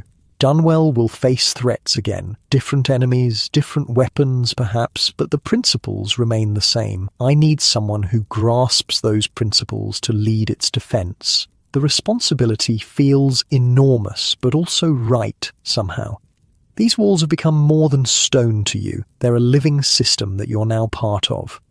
"I would be honoured, my lord," you say finally. Geoffrey nods, satisfied. "Good. Your training begins after the Harvest Festival. Willem will continue your education in the castle's secrets, and Captain Rowan will teach you the practical aspects of command. As darkness falls, you both watch the stars appear in the clear autumn sky. The sounds of celebration drift up from the courtyard below. Music, laughter, life continuing. Success in medieval warfare often came down to who could last the longest, Geoffrey observes quietly. Castles turned time itself into a weapon against attackers, and Dunwell has lasted centuries, you add, running your hand along the cool stone of the battlement. "With defenders like you," Geoffrey says, "it will last centuries more." The next days bring a gradual return to normal life. Village families prepare to return to their homes. Farmers assess their fields and plan for late harvests where possible. Craftspeople resume work, interrupted by the siege. The castle itself requires attention. Mason Aldred and his crew inspect every inch of wall for damage. Supplies depleted during the siege must be replenished before winter. The moat needs clearing of debris left by enemy attacks. You throw yourself into these tasks, aware that your new responsibilities begin soon. Each day brings new lessons as you shadow Captain Rowan, learning how he organises the guard rotations, handles disputes, and maintains discipline while keeping morale high. "Leadership isn't about giving orders," Rowan tells you as you walk the walls together. "It's about making everyone understand why those orders matter." Willem continues your education in the castle's deeper secrets. He shows you hidden mechanisms you never knew existed, ways to block passages if sections of the castle are breached, signals that can be sent between towers without enemy knowledge, even small hidden chambers where vital documents or treasures can be concealed during attacks. The original emergency exits didn't have those annoying alarms, he jokes as you explore a particularly clever hidden door, but they did occasionally have snakes. 2 weeks after Blackwell's departure, you make a discovery of your own. While reviewing old maps in the library, you notice a discrepancy between 2 different drawings of the Western Tower. One shows a chamber that doesn't appear on the other. You bring this to Willem's attention. He studies both maps carefully, then looks at you with new respect. You've found something even I didn't know about, he admits. A chamber that may have been sealed up during renovations a century ago. Together, you investigate the Western Tower, tapping walls and measuring dimensions until you locate a section that sounds hollow behind the stones. Willem's experienced fingers find the hidden mechanism, different from the others you've learned, older and more subtle. A section of wall swings inward, revealing a small chamber untouched for generations. Dust covers everything, but the contents remain intact. Chests of documents, weapons of ancient design, and something that makes Willem draw in a sharp breath. A detailed model of Castle Dunwell as it first appeared, showing features lost to time. A treasure trove of defensive knowledge, Willem whispers, lifting a scroll with reverent hands. Techniques and designs we thought lost. Lord Geoffrey is equally impressed when shown your discovery. These documents will help us strengthen Dunwell even further, he declares. Edgar, you've already proved your worth as future captain. Life settles into peaceful patterns as winter approaches. The first snow falls, dusting Dunwell's towers with white. From the walls, you watch wood smoke rise from village chimneys, families safe in their homes because the castle stood firm. On a crisp December morning, you stand on the south wall where you first spotted Lord Blackwell's army months ago. The landscape lies quiet under a thin blanket of snow, peaceful and serene. It's hard to imagine the fields filled with enemy soldiers, the air thick with arrows, the ground churned to mud by siege engines. Yet the memory remains clear, not just of fear and danger, but of discovery, of learning that stone walls are more than barriers. They're carefully designed systems, the accumulated wisdom of generations encoded in architecture. Captain Rowan joins you at the wall. "Thinking deep thoughts?" he asks, stamping his feet against the cold. "About castles," you admit. "About why they work." Rowan nods, understanding. Not just big homes, were they? Battle-ready machines built to beat the odds. Their power wasn't just in how strong they were, you continue. It was in how smart they were. Together, you look out over the peaceful winter landscape, secure in the knowledge that Dunwell stands ready, as it has for centuries, to shelter and protect when danger returns. Because that's what castles do. They endure. They outlast. They stand patient guard over generations of lives lived within their walls. And now you're part of that legacy, not just a defender hiding behind stone, but a keeper of knowledge, ensuring that when the next Lord Blackwell appears on the horizon, Dunwell will stand ready. Stone upon stone, wisdom upon wisdom, the castle has taught you its secrets. And like the stone itself, those lessons will endure. As you lie in your warm bed tonight, so different from Edgar's modest pallet in Castle Dunwell, remember that the castles that dot our landscapes aren't just romantic ruins or tourist attractions. They were sophisticated defensive machines, carefully designed by generations of builders, who understood that survival often came down to location, preparation, and the wisdom encoded in stone.